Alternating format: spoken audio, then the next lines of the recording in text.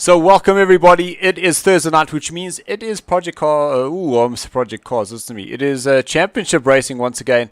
I am having an absolute disaster of a day, and Stephen Koenig, who joins me in the commentary box, I'm going to be racing. I'm going to be jumping on, and as we say that, the stream decides that it's going to disconnect itself in terms of the PlayStation. So Stephen will just have to reboot there, and we will get going once again. So here we go. I'm just going to jump off momentarily, and then I will hand you over to Stephen so he can start talking you through some of the things that are happening. Welcome to everyone who has joined us. We really are looking forward to having you with us this evening. Well, ladies and gentlemen, welcome. As Dylan said, it is Assetto Corsa Competizione time on Thursday, and we are at the pride, the love of the life, Leguan Seca. And I gotta say, it's fantastic to be here. Leguan Seca being a bit of a tricky circuit, but at the same time being a fan favorite of all the circuits. So while we're just trying to get into the game, unfortunately, they still haven't quite fixed the problems going forward, but they are going to get to it. So Kunos is going to be working hard to get the PlayStation side up and going.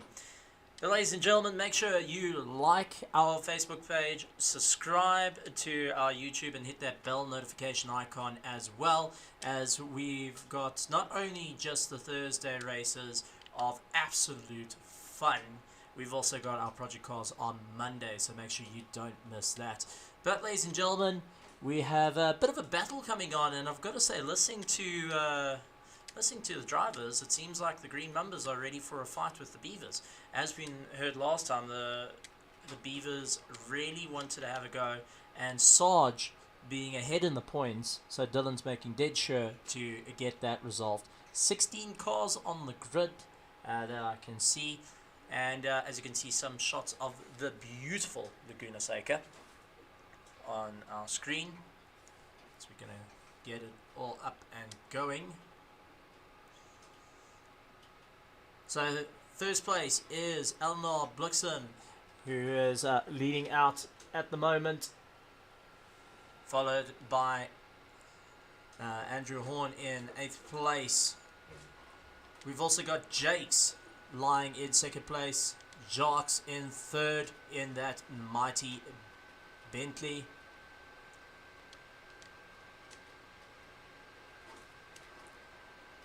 And unfortunately, Kunos not playing nicely with us this evening. So a bit of a battle there. But Dylan busy trying to get a bit of pace. Unfortunately, the running a little bit late with qualifying, so we are trying to get that up and going. Apologies once again for cutting out. Unfortunately, Kunos still needs to do a bit of patchwork. So Kunos, if you're listening to us, guys, please, a bit of patchwork would be appreciated for the broadcaster side for console. Leguan Seca sitting with 11 corners. Ones to keep an eye out for is Corkscrew and Andrati Hairpin. So Andrati Hairpin is turn 2, followed by the Corkscrew, who is at turn 8 and turn 8A actually further up. So those are the difficult corners to keep an eye out for, and where we mostly see our code coconuts kicking in when guys are trying to outbreak each other. So definitely one to keep an eye out for.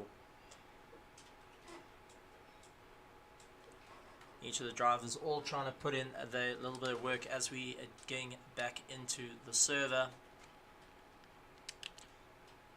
And if you are interested in joining SARCO in our races, feel free to contact us on our Facebook page, or get a hold of us in our Discord, or even just register online.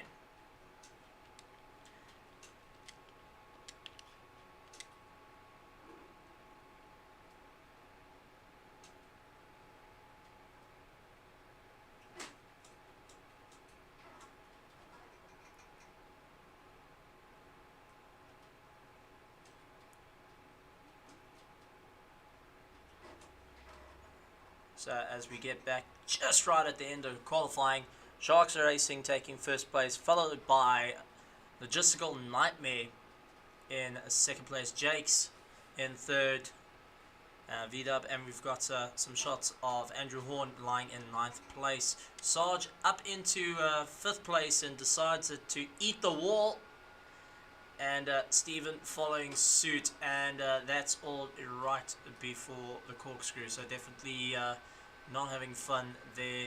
Hopefully they can keep it together. A couple of the drivers just trying to get that last lap in.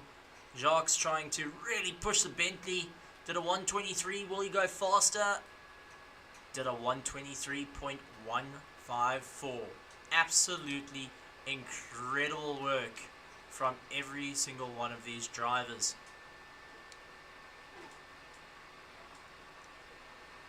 To go further down, let's see who's still out on the circuit. I think Dylan is still out on the circuit. He's going to come across the line. Has the green number put in enough pace? And he moves up to 10th place, right behind Andrew Horn. So great work there from Dylan. Last ditch effort to get in.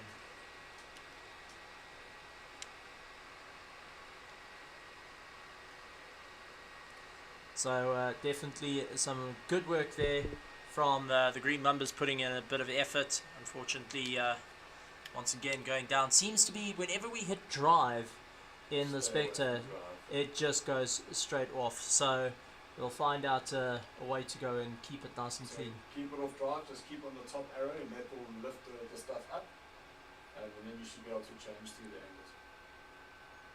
Alright. That's Dylan talking from the Peanut Gallery. Yeah, Dylan from the Peanut Gallery. Dylan, how was that little stint you did there?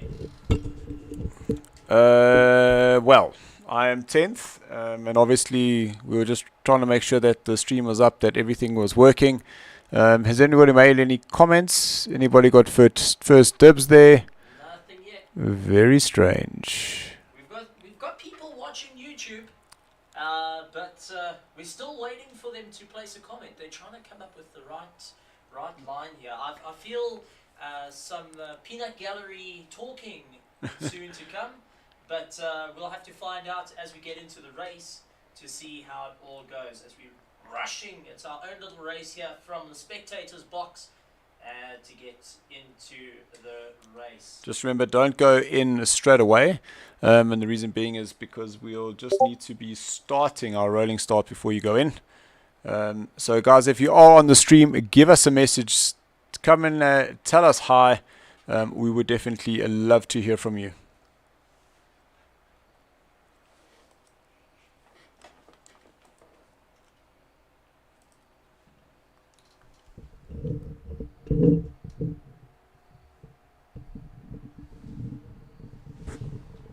As we move the microphone back into place, but some great racing to come right here for the second round, the third round of the championship, and points are all on the line for everyone. And we have got our first comment, and that goes to Bianca Krobler. Good luck to everyone. Always nice listening and watching the stream. Big thank you to her. She scores the first comment. Wow. Talk about ladies beating guys. And then straight after, Peter Heidemann.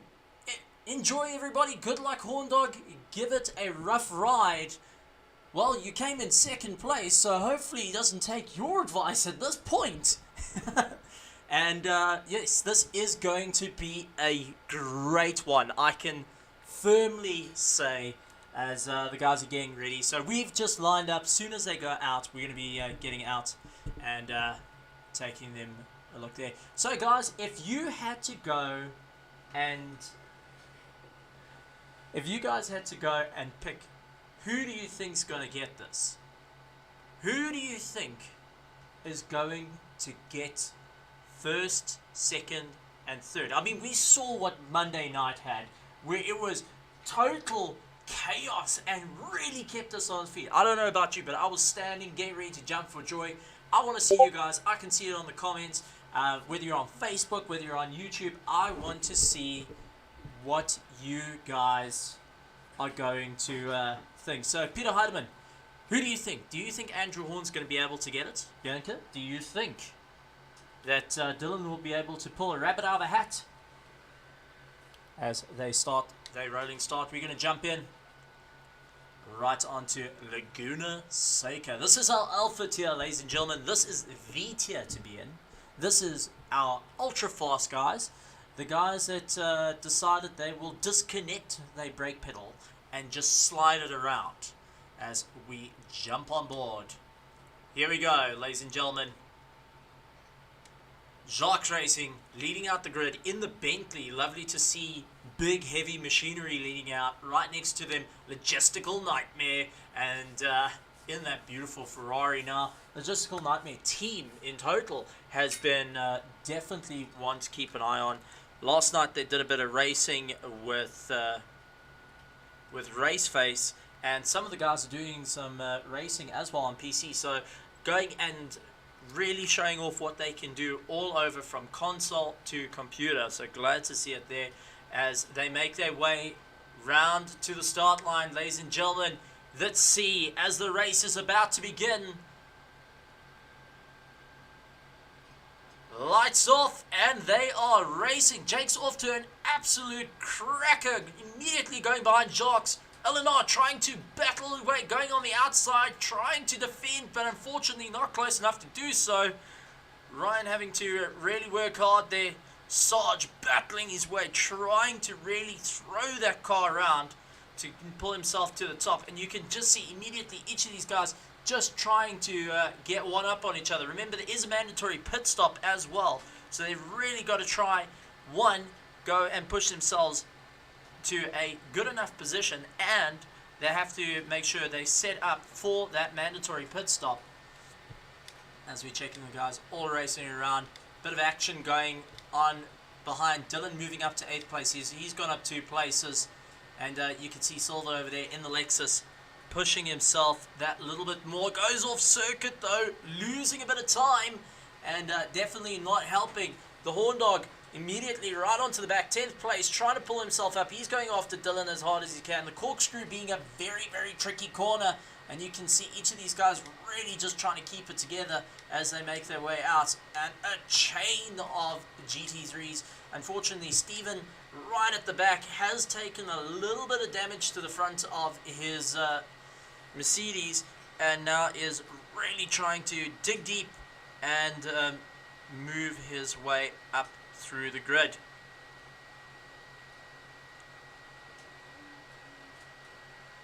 Brandon Santos, unfortunately you can't hear the cars. Don't worry, we'll get that up and going.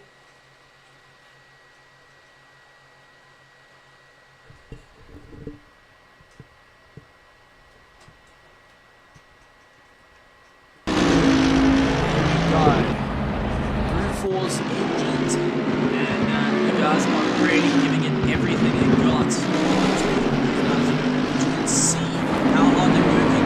Right onto the back though, Alamar Blitzen hanging around, wanting to try and push himself up a little bit more, and carry his way up through the grid. So definitely lots and lots of hard work from every single one of these alpha drivers.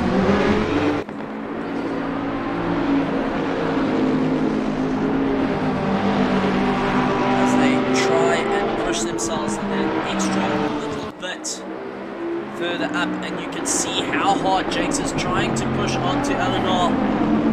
Really keep up the pressure, only 0.1 of a second off, so he's definitely trying to keep on the pace there and try and carry his way through, but it is going to be a tricky one for the drivers.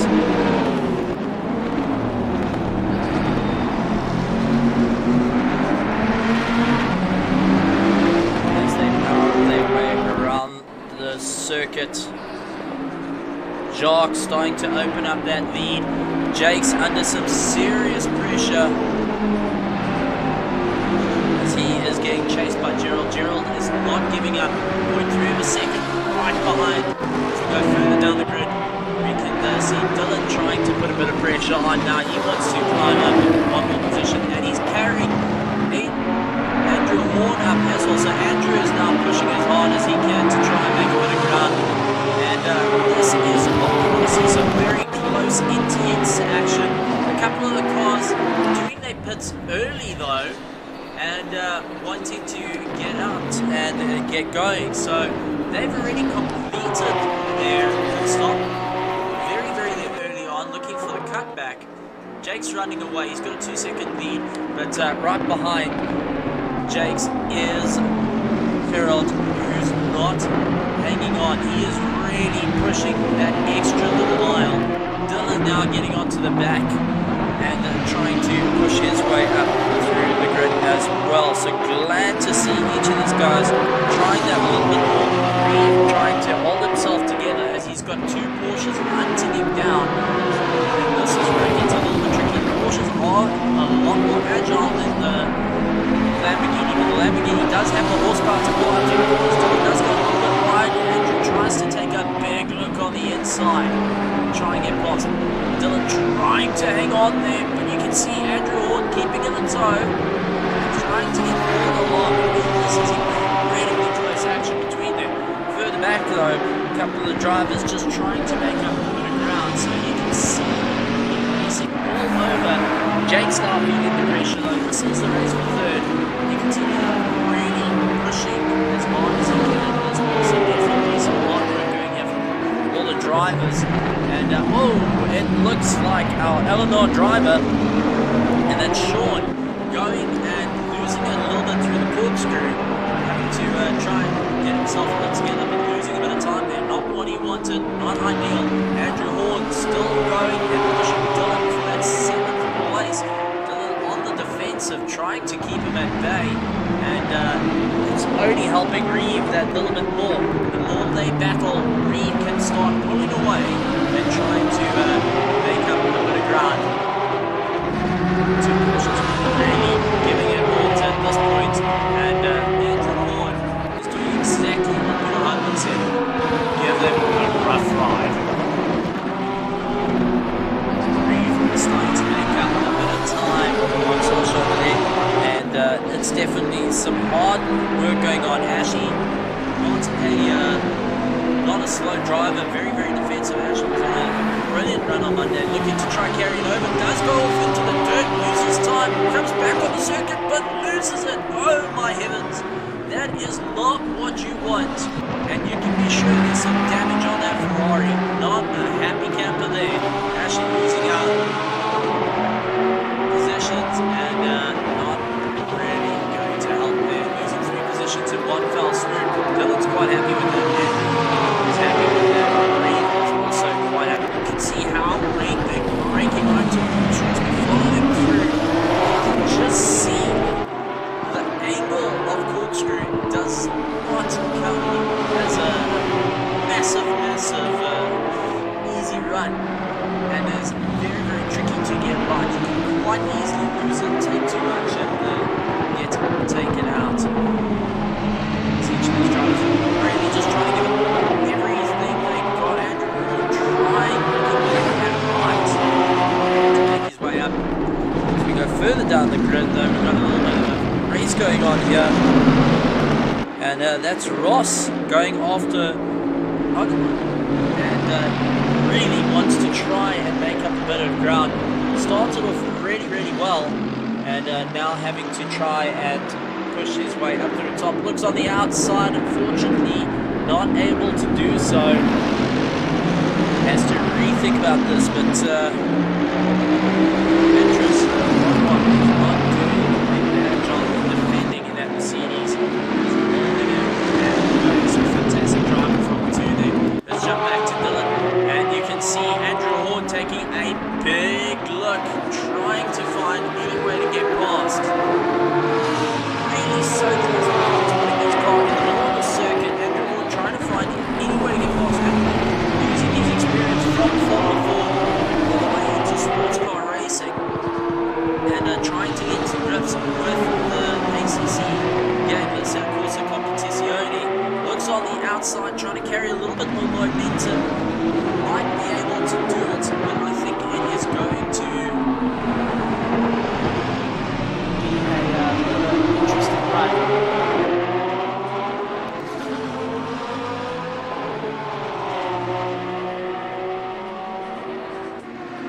As the drivers really go and push themselves that little bit more every single time. Brandon Santos, just let me know if this is a little bit better, if you can hear me a bit clearer over the engines.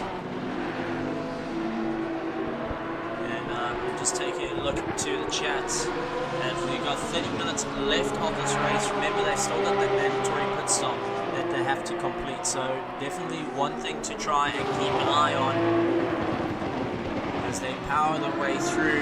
Andrew Ward trying to go on the outside, carry that momentum, drops a wheel on the dirt though, loses a bit of time. And hopefully they can pull it into check as fast as possible. So the guys are really giving it everything they got to try and climb up through the ranks.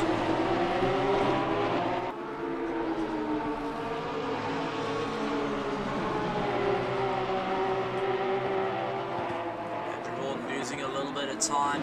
Jakes is starting to pull a little bit of a gap now, and he wants to make up some ground. As we go further back though, Rainmaster is doing well.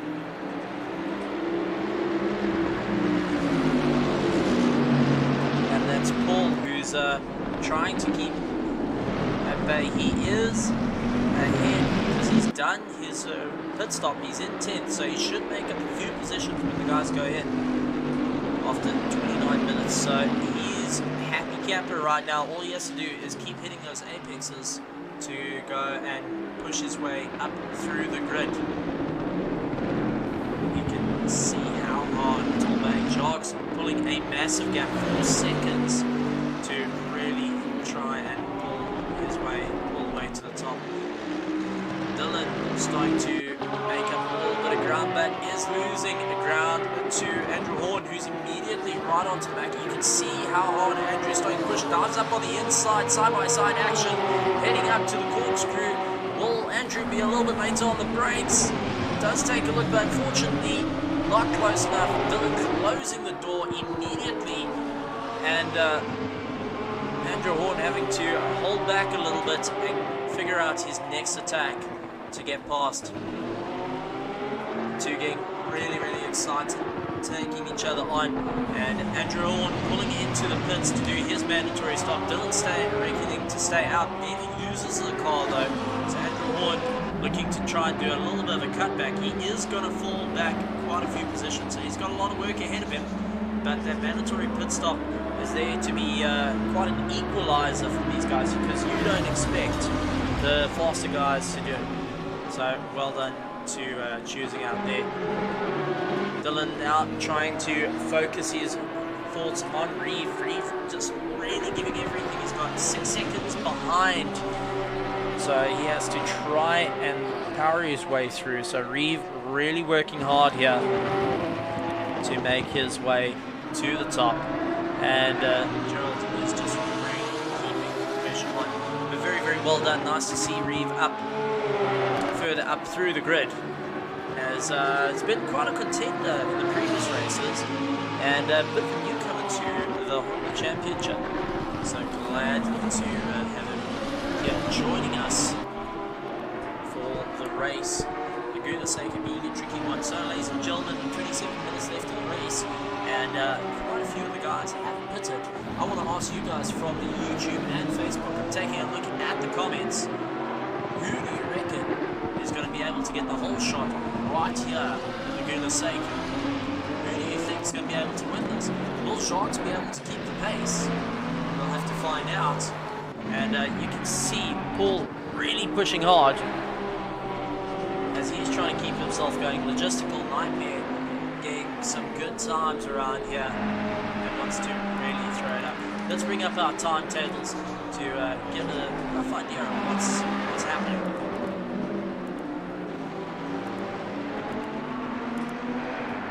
And each of the guys, you can see, done 9 laps of the race so far, and they just really pushing as hard as they can to get themselves up. And we're going to take a look. Jogs. Also trying to push himself a little bit more. Just trying to see total times. Unfortunately, can't pull up his exact time at this point. The track is at 30 degrees, so nice and hot. And it's making it work. Andrew Horn back out on the circuit in 7th place, and now looking to try and make up a bit of ground. So he's in 9th place and has to try and make his way around to Bentley's, which is not going to be easy work for him, but he didn't fall down too far. If he can keep on the back of Dylan, he would be fine. Sarge, though, not a happy camper at this point, because in points, Dylan needs to beat Ryan here. And old Sarge is marching his own tune at this point in 15th place, so definitely not where he wants to be for the championship at this time. Jacques pushing as hard as he can. Jake's trying to make his way around and really battling. Tim, the cameraman, really struggling with these cars at the moment and turning into quite a thing. Glenn Galball, go Dion, go! Absolutely, the guys are pushing it and they can hear you, so keep going with those comments, show the support. Go and like our YouTube page, subscribe to our Facebook, go and subscribe to our YouTube page and like our Facebook page, and also a massive thank you to CT Auto Electrical for being a proud sponsor of the event.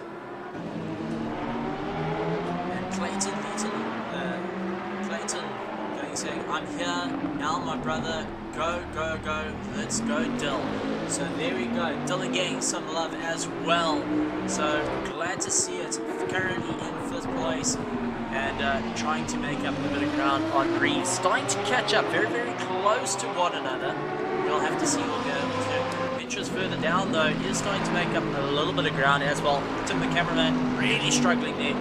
And don't worry, we'll eventually get Tim sorted out with some glasses because he gets a bit confused sometimes. Pokemon really pushing at Mercedes to try and make up a bit of ground, but unfortunately he does have to pit, so it is going to cost him some very valuable time as they really give it everything they got. So all really trying to support Dill here. Oh, and it looks like we got Steven off at the corkscrew. Steven's off at the corkscrew, lost it. You see that corner can bite you hard, but unfortunately Steven became one of the cloud damage. Jacques now is trying to make his way through a couple of back markers. This may be a little bit tricky, as everyone's going to keep an eye on the mirrors here, so he doesn't lose it or they don't turn into him. So it's all about trusting your drivers. Paul also making his way through, and you can see he's giving Greg a run for his money up. Greg is not racing in full position, so Paul really having to work past one of the back markers there and is trying to make up some ground. Jake's in a bit of open air, but not for too long. Reeves trying to catch up to Dylan, so Dylan's moved up as well.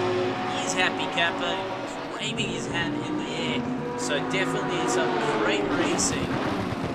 Reeves pushing on those. Dylan is not out the woodwork here, and as you can see, that Lamborghini is hungry for some Porsche and trying to push his way up through the grid. So fantastic racing from every single one of these drivers, who's giving it everything they got right until the line. Durkee though making up a bit of ground as well, as he's going after Ventress. He's going after Argument in, so he's trying to power that Lexus around at the moment. What he needs to do at this point is just take it easy, follow his way around. He has got the advantage because he's pitted already after 21 minutes left in the race. So that's where he's going. Clayton saying go Dylan, push. He is doing everything he can. I can promise you he's pushing that throttle as far as it can go, looking through the floorboard. So I think he's going to need a new pedal set at this point. And there we go, Steven in the pits to repair his car. Paul in the pits as well to do his mandatory pit stop. Dylan now coming around. He's going to be getting one up on Paul. So Dylan going and making up a bit of ground. Reeves still needing to do his pit stop. But Reeves is actually doing his pit stop. Jacques needs to do his pit stop. Jakes as well. Dylan still needs to do a pit stop. Reeves is in the pits. Leguan still needs to pit, and Sarge, Ryan still pushing as hard as he can, so still needs to try and pit as well. So definitely the guys need to get in the pits and get themselves sorted out as fast as possible. Dylan now in third place, pushing hard for the green numbers after his teammate Jake's right in front of him. Jacques trying to open up. When he gets into the pits, he wants to have the advantage, and he does. He decides to get into the pits after 13 laps. And unfortunately, it does look like he's going to lose a little bit of time there. And Andrew Horn loses it though, into the wall, sustaining some damage to the front of his Porsche. Not what he wanted. Ventress now trying to push as hard as he can, but Andrew Horn, let's take a look if he managed to get it going. And limping the car back a little bit. Might need to get back in the pits. Just heard they have reached a halfway mark now, and it's all about keeping going. Jake's, after pulling in the pits, managed to come out in third place, still taking second place away from him, and now needs to try and make up a bit of ground as well. Jake's on the idea that if he can push hard enough, he can make up as much ground as possible. So Jake's really trying to show one for the green numbers. There's only 4 cars are left to push. Jacques now trying to get onto the back of Dylan, so he just has to get close enough. But Dylan loses time in the pits, so he can retake that second place. But that mighty Bentley is on a massive charge. So we go back. Pokemon really trying to push hard here, trying to make up some ground. So great to see the Mercedes giving it everything it got. Marshall having to work hard here, and right behind them is Durkee, who's trying to make up some ground and really climb onto the back. So Durkee now looking to get involved in that Lexus. Very stable car, and very good to actually use in the wet.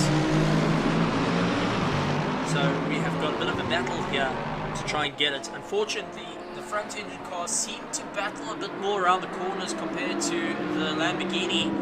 Leguan is pushing though, he's trying to just really dig that nose into the back. Durkee trying to hang on to the coattails at this point, watching for a move and to make his way up to the top. So the guys are definitely doing everything they can, but unfortunately, Leguan still needs to pit. So Durkee, right behind him, is at the advantage here as they make their way through the corkscrew. Marshall hasn't got too much to worry about, as he knows Leguan needs to pit. They have got a bit of a, they've got a heads up saying that they need a pit or not. And Connor Alexander, this is the Alpha tier. This is incredible pace, guys. 15 laps, and Ventress pulling into pits. This is the Alpha tier, really giving it everything they got, and showing off some of the fastest console races right here in SARCO. And if you want to be a part of it, go make sure you sign yourself up on our SARCO website and come join us if you have a PS4. Otherwise, like our Facebook page, subscribe to our YouTube, and hit that bell notification icon as well. Incredible racing. And don't forget, guys, we still have our Bravo tier to come, which is a little bit slower, but don't worry, the action is just as hot. Paul starting to make up a bit of ground as he comes across the line, 11 seconds behind Jacques, so he's trying to do everything he can at this point. They have pulled in the pits, so it's only the numbers at this point who are at a little bit of a loss and trying to catch up. And we got a drive-through penalty. Oh my heavens, and that goes to Leguan. Leguan gets a drive-through penalty. And unfortunately, what has happened is he's got to drive through, and that is for speeding in the pits. So he is blown out of the water here. Unfortunately, not a great thing. Connor meant to be in the Alpha tier. Oh my heavens. Well, I'm sure if you have a chance to Dylan right after his race, maybe you can still get in a bit of a race with us in Bravo tier and have a bit of fun. Won't need points though. But we can see if we can organise it to at least get you having some fun with us. But Oman, not a happy camper, and you can see really getting unsettled with Mercedes. Jogs now to the back of Dylan. Dylan now having to go a little bit of a defensive here and try keeping that bay. Jakes has pulled into the pit, so he's getting that all sorted. Dylan's still pushing it as hard as he can, but Jakes trying to push Dylan that little bit more. Now Dylan is at a little bit of a loss as he still has to pit. He's really cutting down to the wire here. And Paul moves into third place. So now Paul's happy to be there. And Rapper getting past Ash as quick as he can as well. Fourth place is going to V-Dub. And that is Gerald, who's quite happy about where he is. Reeves lying in fifth place. And Paul in second place. So definitely some good racing going on. Sorry, Sean in third place, not Paul. And Sean from Eleanor, Logistical Lightning. And Clayton saying, go pit to Dylan. I'm commentating right next to him, but unfortunately it's nice and loud. He can't hear me, and I don't think he realizes the pressure that comes in. He has got his monitor to see that he needs to pit very soon, but just trying to push Jogs out a little bit more, and it's getting incredibly close as he is the only car to pit. So it's official, Dylan is the only car to go and pit, but he is still sticking out and trying to hold Jogs at bay. Jogs dives up on the inside, pushing Dylan a little bit to the outer curb. Dylan looking to fight back, managing just to get ahead of the Bentley. So having a lot of fun up at the front here for first place. Greg down in 12th place, starting to catch up onto the back of Durkee as he powers his way through as well. So glad to see action all over the grid as every single one. Reeves now under a bit of pressure for that 5th place as well. So definitely racing right through the grid. Oh! Rainmaster going off, catching the curb, catching some airtime and deciding he wants to go and get some of that fly miles. And managed to keep it together, but unfortunately Paul not a happy camper after that, losing a lot of time. Dylan losing out the position to Jacques, trying to look to battle back. Will this be the time for Dylan to pull in the pits? He's thinking about it and does. Dylan's now into the pits to do his mandatory pit stop, and that is going to cost him a little bit.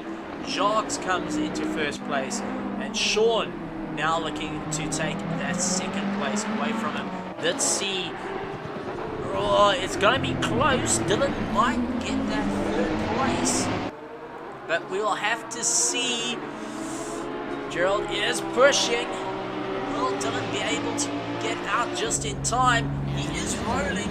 He is pushing as hard as he can now to try and make up that little bit of ground. Will he get out in enough time? He's got his pit limiter on. He is busy shoving. He's telling me he needs to go, go, go. Right behind him, coming across the line, is Gerald. Will Gerald be able to catch up? Dylan is now in turn 1, but he is in the pit lane, so he hasn't got the pace, but he just comes out ahead. But no breathing just as yet for 11 minutes. He has to deal with Gerald and Reeves right behind him. And that's going to be no easy task. Sean still pushing as hard as he can in that Ferrari. And it was incredibly tight, Clayton. And definitely keeping us on our toes. Right here at SARCO for the Assetto Corsa Competizione GT3 at Leguan Seca. Proudly brought to you in conjunction with CT Auto Electrical. So massive thank you to them. And all our sponsors are in the description, so make sure you go check them out as well. Dylan going a little bit wide through, losing out some time right behind him. Gerald and Reeves duking it out. Reeves managing it past. Gerald losing out right in the corkscrew. Not gonna be happy there. So Reeves moving up. Gerald not a happy camper. Paul right behind him now. Paul pushing as hard as he can in that Bentley. Reeves quite happy where he is now. Moves up into 4th place. But can't breathe for just a second either. He's got the 2 miles and Bentley's chasing him down. So definitely going to be a very interesting one. Paul pushing as hard as he can to try and get onto the back of Reeves. He's doing everything he can, really giving it all he's got right until the end. And it's going to be a hard push, very late on the brakes. You can see Paul really trying to dig that nose of Bentley and really throw it around. He's losing a little bit of time. Andrew Horn trying to make up a bit of ground. He sees Gerald in his sights and looking to try and make that pass. He's currently in 8th position. He knows that he can go and push that a little bit more. He's going to do everything he can. Dylan with a bit of open air before Reeves and Paul duking out behind him. So these guys are going to give it everything they got. 9 minutes and 50 seconds left of this race. Reeves pushing as hard as he can, nearly loses it through the corkscrew, trying to hold it at bay, and you can just see how tight and how hard these cars are pushing to get them where they need to be as they power their way through.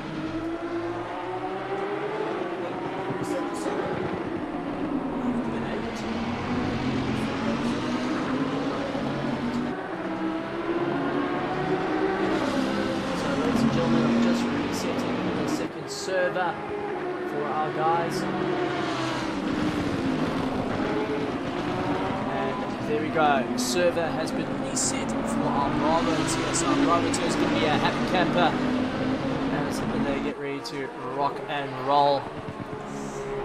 Reeves still under some massive pressure and looking to try and move his way up, and oh man, it is going to be tight between these two. Paul really trying to push on Tim, the cameraman, still losing out a little bit over there, so we'll eventually get Tim sorted out. If you know of any good cameraman, please let us know at SARCO. Greg having a bit of fun going off to Durkee. Durkee trying to put a bit of pressure on as he wants to make up a bit of ground and get into that 10th place. So great bit of work there. Marshall really powering his way through, trying to get his way to the top. So great bit of fun as they power their way up through the grid. You can just see how hard every single one of these guys are working. Durkee really now feeling the pressure. Goes offline though. Durkee is off into the weeds. Greg taking the position. Durkee's probably kicking himself at this very moment. Dylan in 3rd place, trying to keep on going. Reeves starting to make up a bit of ground with Paul, so they are working with each other at this point to try and make up a bit of ground on Dylan. So definitely some hard work going on here between them. So ladies and gentlemen, in the chat for Facebook and YouTube, who do you think it's going to be for our Alpha tier going for 4th and 5th between Reeves and Paul at this point? Because these two are incredibly close and really giving it everything they got. I want to see what you guys say in the chat. Whether you think Reeves is going to be able to hold that Lamborghini right until the line, or will Paul pull out a fast one and manage to duck up on him? We'll have to find out as we jump further down the grid. Durkee trying to make up a bit of ground. Once again, off into the dirt. Scott Sarge chasing him down. Ash as well trying to make up a bit of ground here. But not a happy camper. Durkee had it going, but I wonder if his tires are fading now after going and pushing him as hard as he can. He is losing the front a little bit, and that seems to be costing him at this point. So let's see, will Durkee be able to keep on the battle? He's got Ryan right behind him. Jacques right also now starting to make his way through. So Jacques, our leader, making his way through the back markers, easily gets past Ryan. A little bit slowed up behind at the corkscrew, looking to try and get past Durkee. So let's see if he'll be able to do so. It's going to be a bit of a tight one. Durkee does give him some little bit of space, not much though, does try and come back a bit, and Durkee gets very, very wide of line. Sarge tries to capitalize, unfortunately not close enough to do so, and Jacques having to really work for it there. Greg still pushing as hard as he can in that Porsche. He wants to try and make up a bit of ground, and not an easy thing to do at this point, so it's definitely some hard work.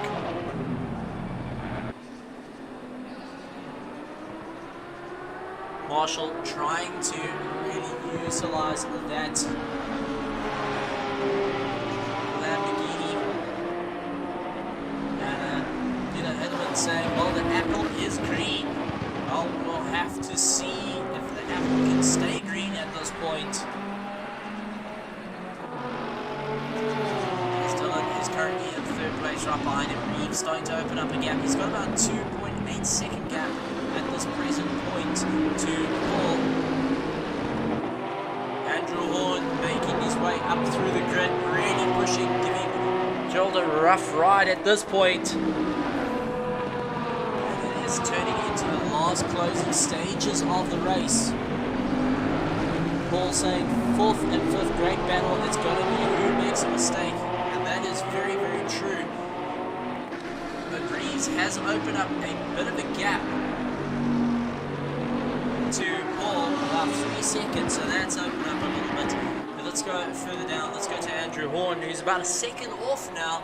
Lost a bit of time, and having to really try to catch up onto the back. Gerald in our alpha tier are incredibly our top drivers, really showing exactly what they can do right here around Leguan Seca for the Assetto Corsa Competizione, proudly brought to you by SARCO and CT Auto Electrical. So great racing. Greg now still trying to push and do everything he can. Tim, the cameraman, still doing it wrong there, Tim.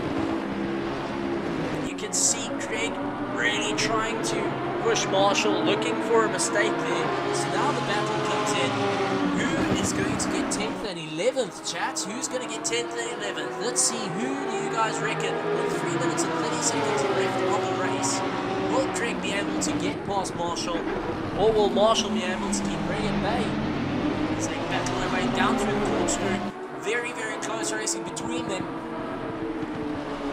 as they try and push their way right to the top. 25 laps completed by our race leader currently, and is counting. You can see Jacques now starting to make his way through. Greg dives up on the inside. Oh, very close. Looks like it might have been a slight contact between the two. They still manage to keep going, but Greg getting ahead, and now has to keep pushing as hard as he can to try and make up as much ground. Marshall, not a happy camper, really trying to push his way through. The guys are trying to keep themselves going. Jacques now has to try and figure out how he's going to get past these two as well. And Andrew Horn trying to push himself out a little bit more as we go back. Gerald also trying to make up a bit of ground. So well done, Hall. Great to see that you're keeping a great observation there. Big thank you to you. And Ross having some major battle at this point, as Ross has to deal with Gerald. Ventress moving more out of the way. I'm just saying, listen, I'm going to stick it out of this battle in the last remaining 2 minutes of the race, ladies and gentlemen. 2 minutes to go. At the moment, Jacques in first place, Eleanor, Sean in second place, Dylan in third, Reeves in fourth, all in fifth place. Right behind them is Ross, Gerald, and also Andrew Horn, who's giving everything they got. So very, very close racing. 5th, 6th, and 7th at this point, and 8th also coming into play. So now this is turning into a very, very interesting race till the line. And Paul has to really try and keep it all together for a minute and 20 seconds now.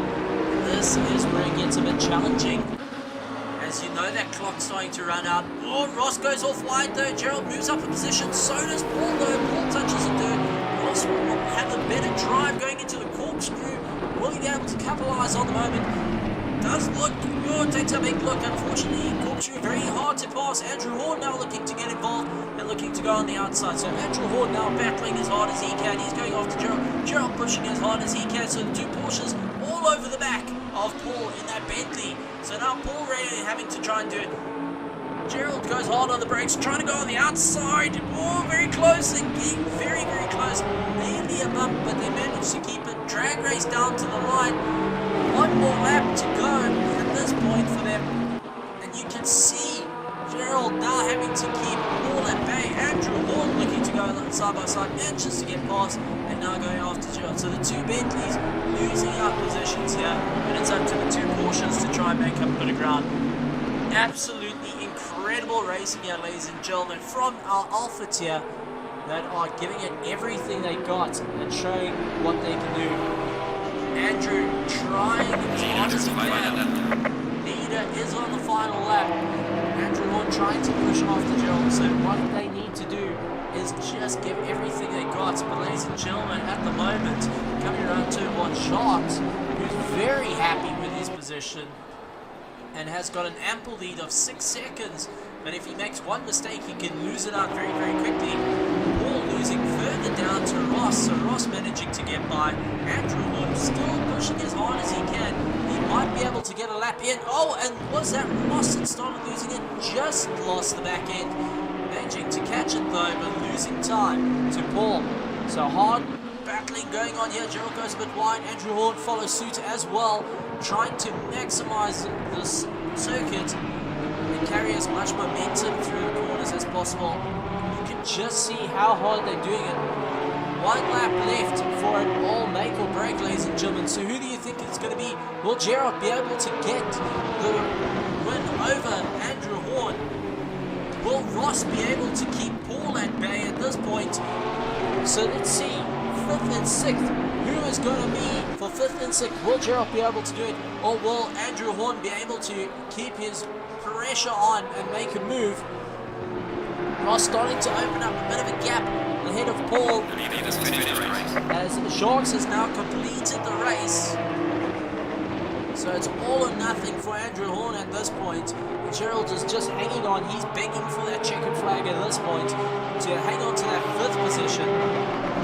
Sean taking 2nd place for Alan Arso, Logistical Nightmare Racing. Really happy with that. And you can see how hard they're pushing. Stephen also doing a brilliant job, but oh, it's gonna be absolutely hard. Andrew Horn does look on the outside. He's very, very close. Oh my heavens. This is gonna be a race down to the line for our 5th and 6th. Reeves going around now. Dylan taking 3rd place. Reeves in 4th. And let's take a look back to our 5th place. Will Andrew Horn be able to do anything? It doesn't look like. Gerald taking 5th place right away from Andrew Horn in 6th place. Ross finishing up in 7th. Paul in 8th. Jakes finishing up in 9th. And Craig finishing up in 10th. My heavens, ladies and gentlemen. Absolutely incredible here. Dylan's got a massive smile on his face for that 3rd place. So the Mumbas have struck 3rd place with some hard work. And as you can hear the laughter and cheers. Andrew Horn just jumping into the back with me. And it's definitely a happy camper there. But Alpha tier rounding out, and wow. I mean, what a race. Bianca saying well done to all the drivers. Clayton saying exceptional race. That is a definite, ladies and gentlemen. This is SARCO. This is Assetto Corsa Competizione in conjunction with CT Auto Electrical. Now we have got our Bravo tier to go out. So Alpha tier, our premier category, has just taken it. Bravo is going to go out for the late run, and we're going to get a little bit of word from Dylan And Clayton saying, well raced, Dill, and to all, that is very, very true. And massive, and I can tell you, Dylan's got a bit of a tear in his eye at this point. He's a happy, happy camper. Had a bit of a rough week, and I think this has just put a fire in his belly. And Nicky Parsons saying, well done to Greg. That is for sure. Greg really pulled a rabbit out of the hat here and moved his way up into 10th place. So very, very well done to him. But all the drivers are Alphas here, right here around Leguan Seca. Had a lot of fun. And wow, absolutely exceptional racing from our Alpha here. I can't believe it.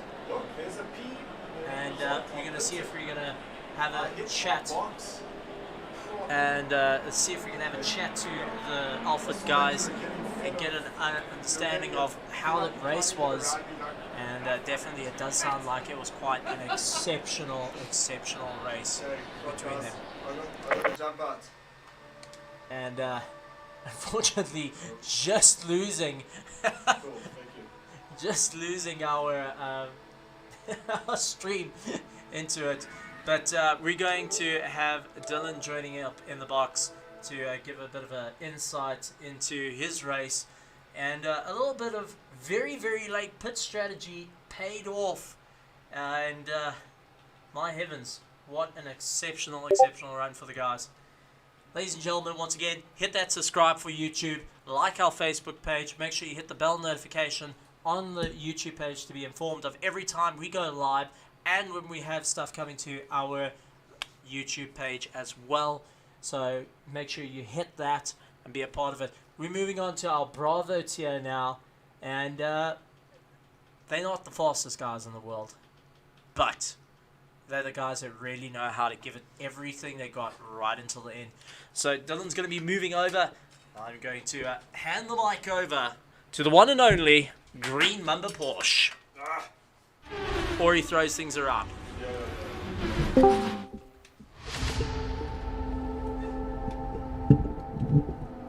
I know that guy.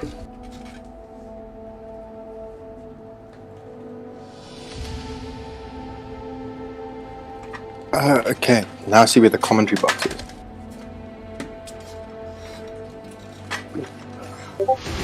Really flipped back. Hey, that would have given me some entertainment.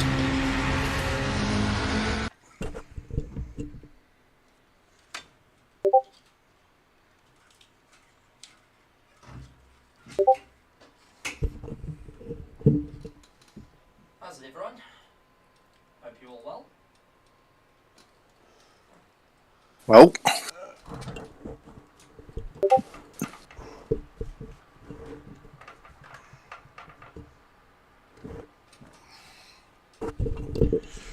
So guys, I've got Andrew Horn in the commentary box with me. He's going to be joining me to commentate on the Bravo tier. I am just going to get two of the other drivers who finished off in first and second place respectively into the commentary box. We'll jump into the camera. We do have the Bravo tier. They're just finishing off their practice. They'll go into their 5-minute driver's briefing. Then we'll go into qualifying. We will definitely jump into their qualifying, but apologies. As you know that we will be stuck with a blue screen, but we will exit and go back in there. So just stand by. And Andrew Horn, I will come to you shortly. I'm not stressed, Dylan. Compliments on the facial hair, by the way.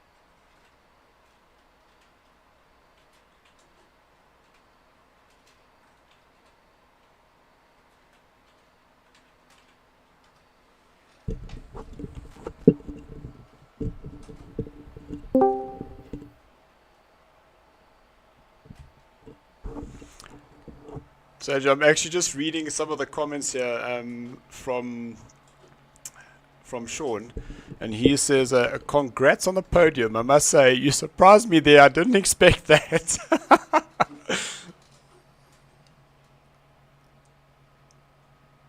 Say that again, Dill. Sorry, you broke up a bit.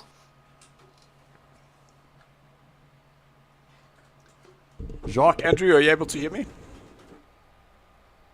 Hello? I can hear you. Can you hear me? Oh man, I realize what's happened. Sorry guys, sorry, I'm talking to no one. Now I should be able to hear you. Hello, Dill. There we go. Thank you.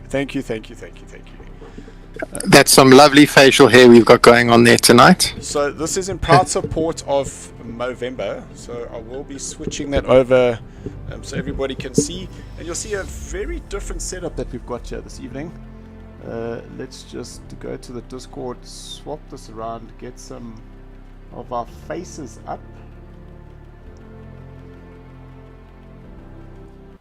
There we go. There's me face.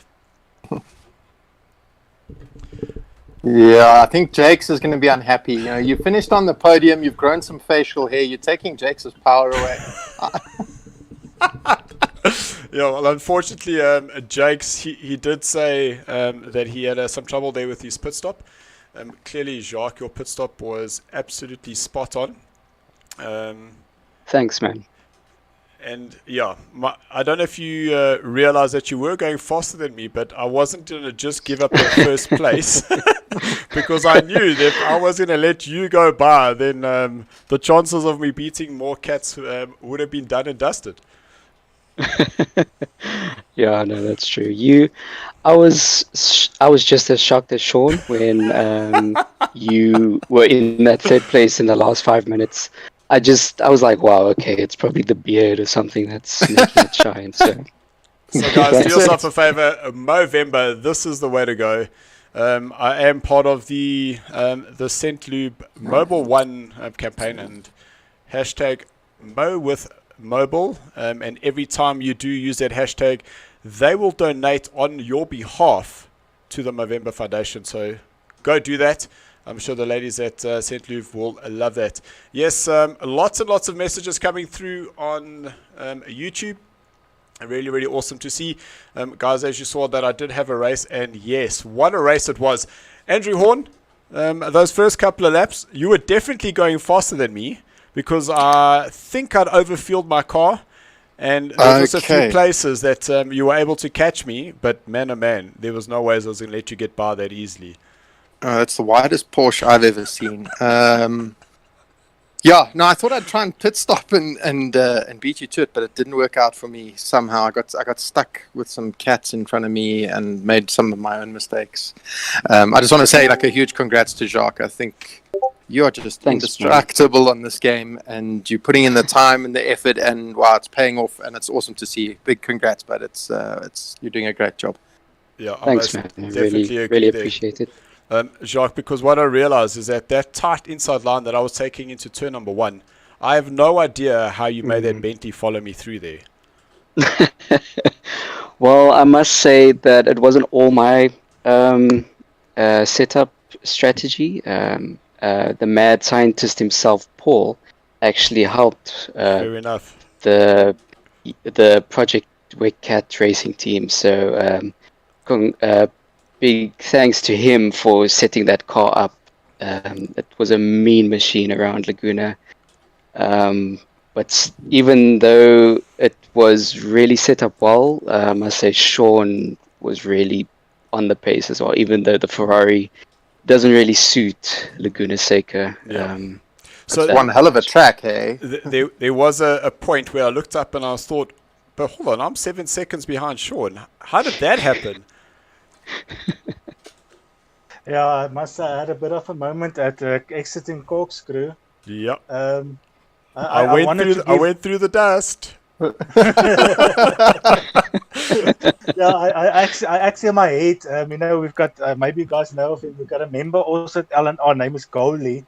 As the race started, I immediately see that the brake marker for Corkscrew is gone. And in my head, I'm like, damn it, goalie, but goalie's not here, so it can't be him. so from there, I had to adjust, and every time in your blind spot, you actually just pick up on a brake mark, and every now and then it's not there, and I don't brake, and it caught me a couple of times. Sure. But at the end of the day, there was no way for me to keep up with the Bentley. I was a bit stressing about Jake's that was behind me.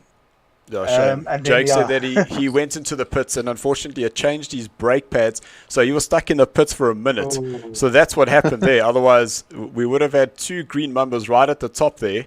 But listen, the fact that I've taken out 2 of your little Project Wet kittens, I feel very good about that, Jock. Hey, I got in front of them too. Yes.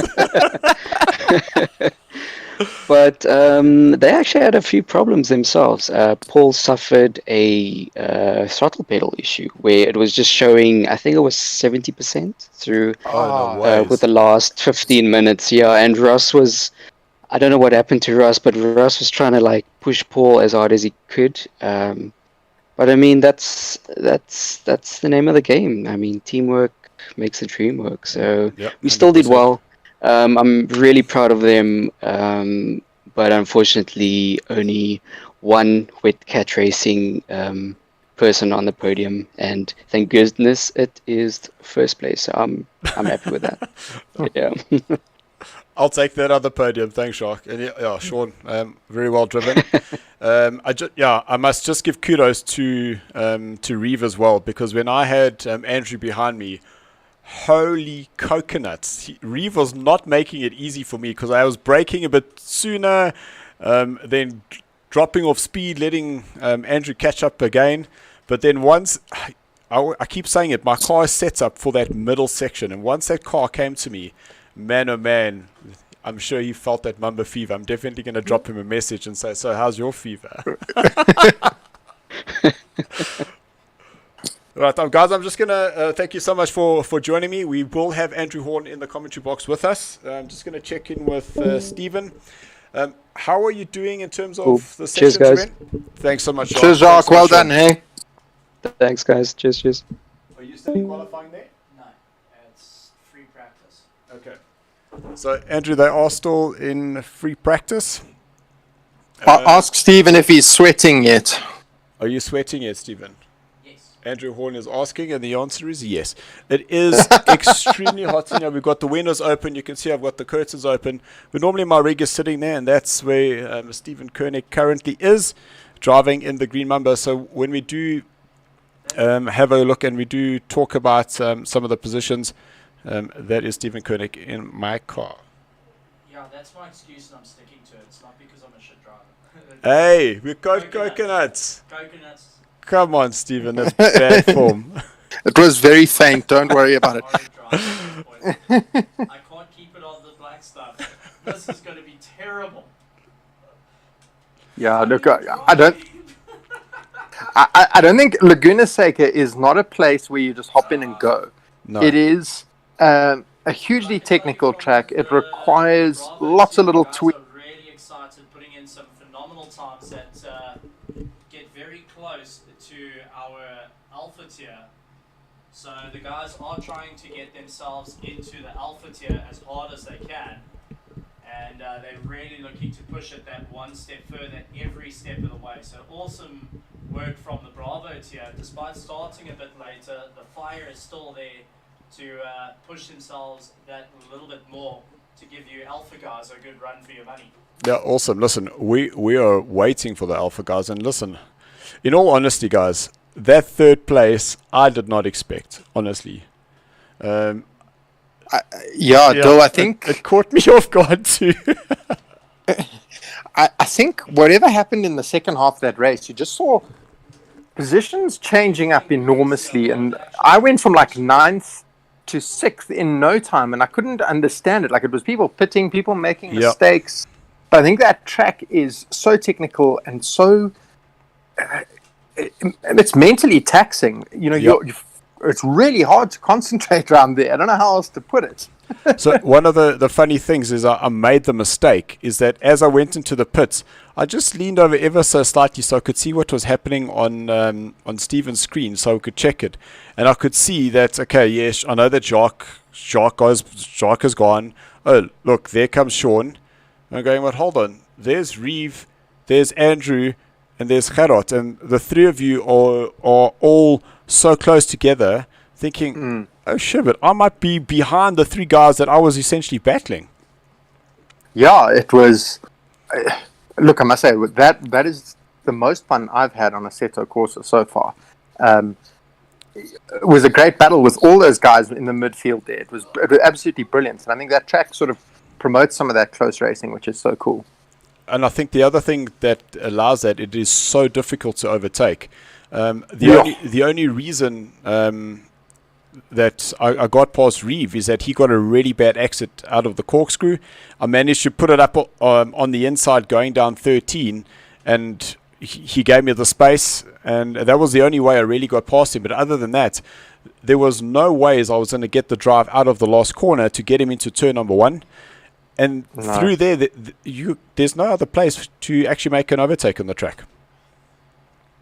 And 13's not exactly an overtaking corner. I mean, there's one line through there, and if you're on the marbles, well, yeah, you're going to have the mother and father of all accidents, that's for sure. Most definitely. So, yeah, Reeve, that was a great battle, man. Really enjoyed that. Just going to have a quick look to see what we are doing here. Okay, so they are qualifying. So let's just jump into there quickly. And then Andrea will share the screen. So, guys, we'll chat to you a little bit later on with our faces, but let's jump into the game.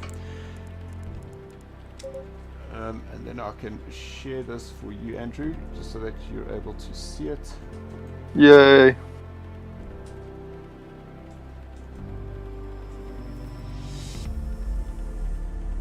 There's just so many things that we need to do, and I'm just so grateful that Steven is here. So there is a little bit of juggling and a little bit of playing around with some of the settings and changing PlayStation from one to the next. But I do think it's all worth it in the end. I get to race. Exactly. I mean, I was going to say, how do you put a price on actually being able to race? There we go. So Andrew, you are now able to see the screen. I'm going to click the button. Hey, there we go. And we're going into 2. There we go. How many cars have we got in Bravo tonight? So there are 10 cars there this evening. That's okay. That's just enough to get your heart going and have some close racing around the track.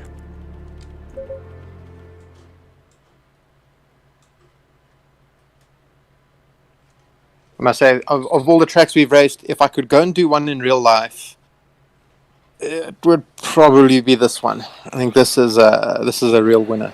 So Andrea, I must just apologize to everybody because I said turn number 13. Don't know where I got 13. It's actually turn 9, so that's through Rainy Curve. That was the corner. So it's the right-hander after the corkscrew. Left-hander. Oh man, I'm looking at it thinking it's going right. The left-hander after the corkscrew. Yeah. That's the one. I did see a couple of people turning right there. Didn't go well for them. But yeah. So if Stephen Smith is listening, he went left there. Extreme left. So what I found is so strange is that you can see on the screen now that the qualifying was at a late afternoon. But if you look at the time does say Saturday 2 p.m. for qualifying. Meanwhile, it's like 4 o'clock in the afternoon then. Yeah, I was going to say the sunset as you came over the corkscrew was absolutely beautiful. It's actually distracting at times, but yeah, I don't know what happened there. I suppose that's the joy of sim racing. There are these little, what's the word we're looking for? Quirks that they've all got. Bugs. Niggles, quirks. Depends how you want to Glitches. term it. Glitches, yeah. Yeah. So we are currently watching Ryan. So Ryan, he's at some. Oh, there I go. I would not have taken that corner like that. but Stephen Koenig cannot hear me because he does have the noise cancelling headphones on. What I was going to say about Ryan is that he did really well in the last couple of races. Obviously, being in the Bentley, he's going to have something to prove. He said he hasn't quite gotten to the podium just yet. The first race he had some really bad luck, and the second race was on pace, but just wasn't able to convert that. I think that's the big learning curve on this game is, qualifying is one thing, and the setup for qualifying is one thing, and then sort of a car that you can maintain an even pace through 40 minutes is another challenge altogether again. So it very much depends on how the guys set them up, and it's such a learning curve to be able to concentrate for that long and manage for that long is not so easy. So we do have a return of a driver, RVR 18S NVL. That is Ronaldo. He has decided to come back racing with us. He did have some work commitments, so wasn't able to join. But here he is, and I'm sure that he will be hoping to challenge up at the top there. And we can't forget old Bad Bull, Brett. Him and Papa Whiskey had a phenomenal race 2 weeks ago. And I know that the Papa Whiskey, so Stefan and his teammate, Senior Ghost, I spent some time with them with some setup and helped them just find a nice little niche, a nice little sweet spot for that McLaren. So hoping that they're able to maximize that as well. Even though McLaren's in the Alpha race, were they? No, they weren't. Yeah, so that's interesting. They're the only two in a McLaren. I see Sly Pete's gone to the top of the timesheets with his Audi, which is cool. 125.1, yeah.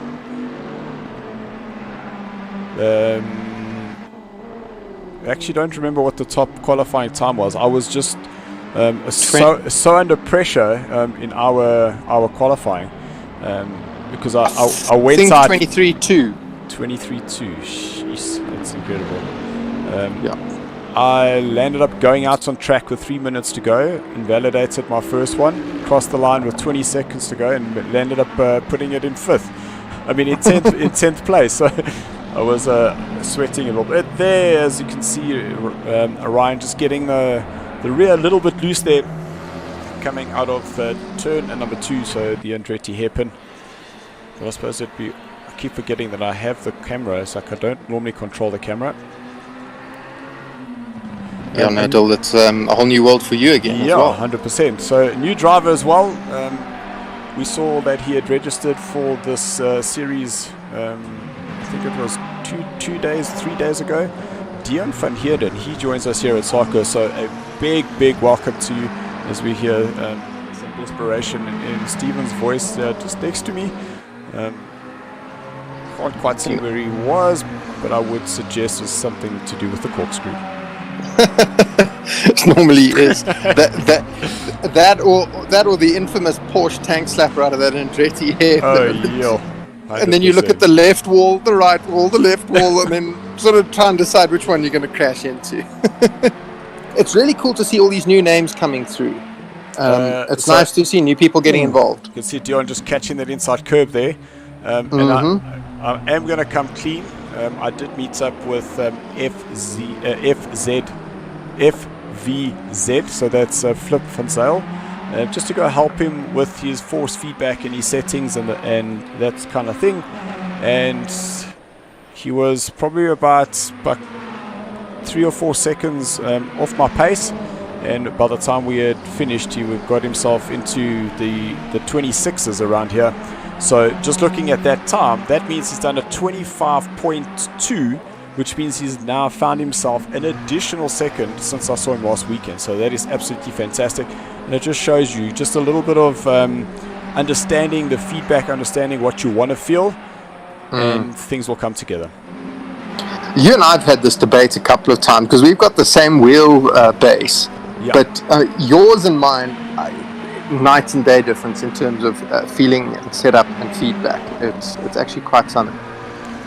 So what I do is I don't drive with a very hard feedback all the time, but it's the road effects and it is the seats of the pants feel which for me is very important. So all those little movements and those little twerks, I feel them straight away because I don't have a lot of feedback all the time.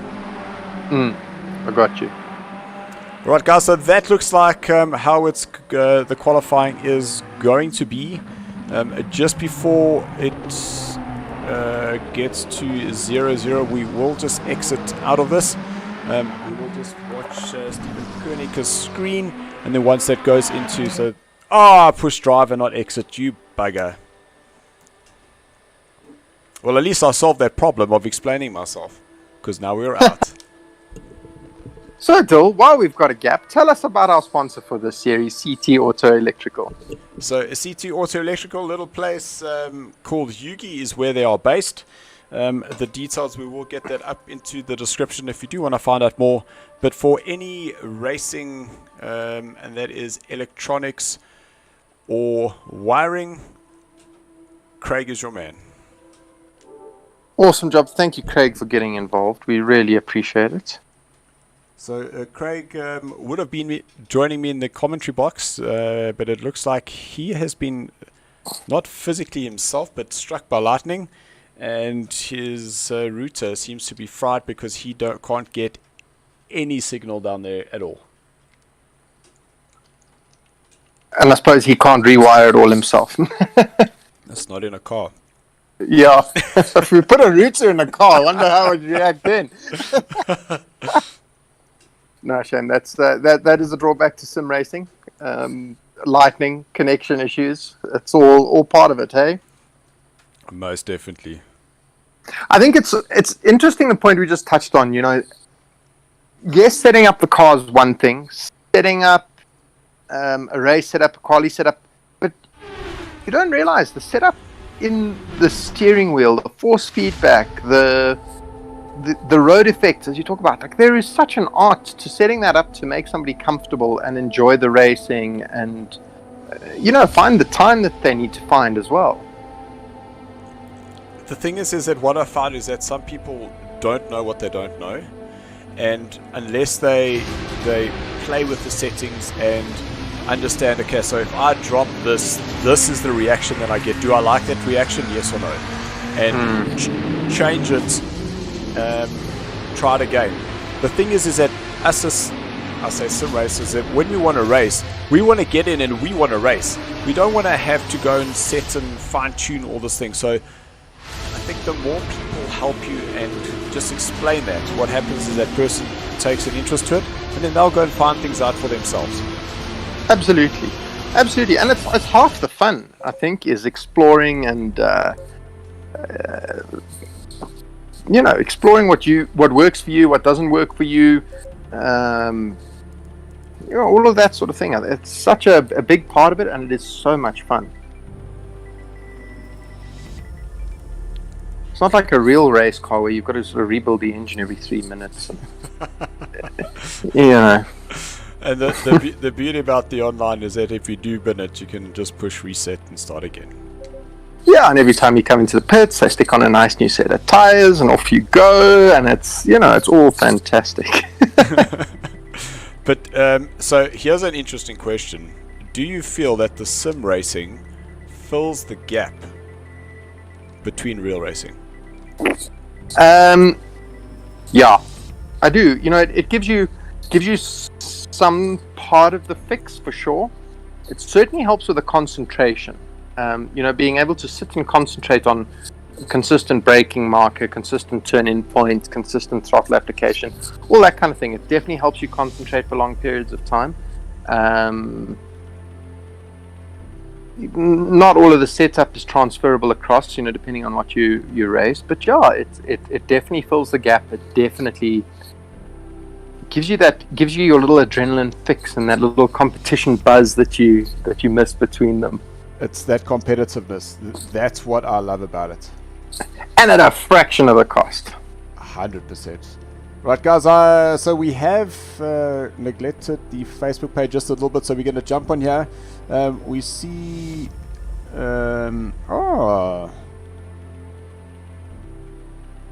this is... your lady, Stephen, is on the stream watching. Hello, Bianca. Glenn shouting for Dion. Guys, Dion will be racing shortly. They are on their rolling start, so we can jump in there now. My brother, he jumped in and say, that's a little push, and then landed up in third. Thank you, Senki, for the support. And the reason we call him Senki is because he is my little brother. Meanwhile, but he is way bigger than me, but I'll always be the eldest, the better looking, and my mother's favorite. I'm not getting involved in family politics. That's just dangerous. We've also got Nikki Pearson.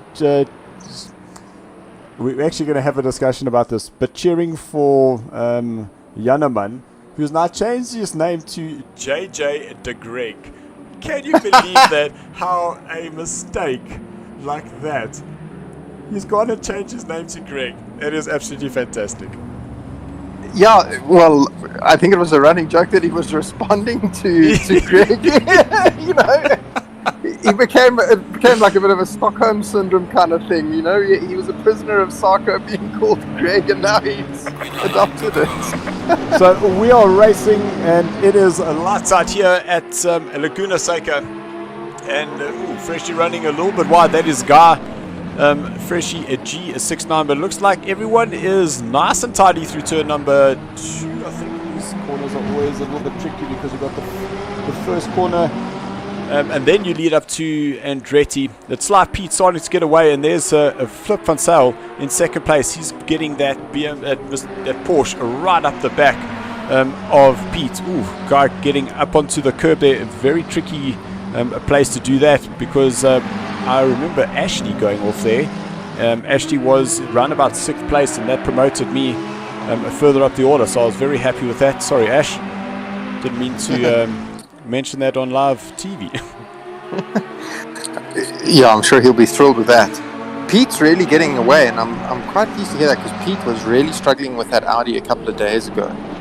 Called me up asking for a bit of help. Oh! Nothing like a bit of kamikaze into the corkscrew. Little touch there, so I don't think there was too much damage there. But that is Flip running very wide through 9. Definitely want to stay off that curb on the outside.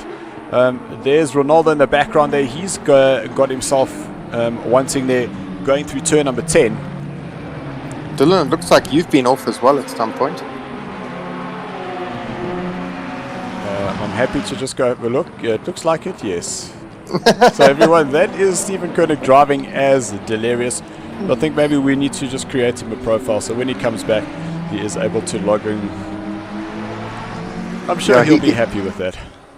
Yeah, maybe he can run under the handle of Tasman or something like that after his dad's racing cars. I will ask him about that. Yeah, that's very cool. I think we should actually arrange a day where we take you to meet the rest of the Koenig family. That'll be an eye-opener for you. Does it get an invite to drive some historic race cars? That's always fun. I highly doubt it, but you can certainly look at them. Well, listen, the day I stop asking is the day Terry Wilford says, "What's wrong with you?" Because I keep asking him to drive his car. Yeah. I'm still sad that Terry hasn't joined us for Assetto Corsa. I think. Ooh. I think he'd enjoy it if he could get into it. Who was that? So that was Evan. Not Evan. Ethan. Sorry. Ew. I'm having a cracker of a day here, guys. So, Sly Pete was also. He's now lead. Further down. Does that mean that new driver Dion van Heerden, he's out in front? And there we've got a Flip van Zyl in second place, and Pete is dropping down at a dramatic rate. So we've got 4 drivers new to SARCO that are now out in front in this privateer. That's amazing. That's amazing. Pete is going to be absolutely kicking himself. But he's been struggling with the rear of that Audi and the sort of snap coming out of a corner, and he just can't seem to get rid of it for whatever reason. So I'm sorry about that, but let's see. Pete's quite good at putting a race together. Let's hope he can come back towards the end of the race. I'm sure it's Dion. Hey, Dion van Heerden at the front. I'm sure he's going to be beside himself leading. Yeah, leading a race. 100%. And First time out. in a Ferrari. That's not a car that we see a lot of. Okay, well, I say that, but there I was chasing down Sean in a Ferrari. We've got 4 of them in this race. True story. That's a lot of Ferraris. So you can see that Ronaldo, he's got a 333. I'm sure Ross, if you're watching, is absolutely loving that, because on Project Cars 2, that Ferrari 333 is Ross's favorite car. The best sounding car, Oh, most definitely. without a doubt. It is a sexy beast. I mean, it was a Formula 1 car with a bit of a body on it. It was incredible. That V12 was just, eardrum splitting amazingness. Ooh, Flip going a little deep into turn number 2, which has allowed Guy to now close up ever so slightly on him. That is now... Oh, Dion's off. Dion is off, which now gets Flip van Zyl out in front, and a Guy, he now follows and goes into second place. But I'm pretty sure... I was about to say that Dion might be under pressure from Brett down in 4th place, but he was still 4 seconds away. But it Looks like depends. Ronaldo's putting some pressure on Brett, though. So there's Ronaldo. Ooh, both in the colours of the Mumbers. I hope Project Wet Cat Racing are watching this. Lots and lots of green out there, guys. Lots of green. Pete, No! Ghana makes a mistake going into the corkscrew. oh my word. So here's a challenge. Do you think that everybody on the grid can lead this race at some point tonight? Because it sure is looking that way. So we've had Pete leading, we've had Dion. Dion leading, Guy was leading, and now we've got Flip van Zyl leading. So far that's 4 4 leaders in what? 4 3 leaders, laps? and we're on 4 laps. exactly lap number 4. So there's something that's just got my eye here, and if we have a look down here at Ryan, so you can see he's 21 seconds behind me.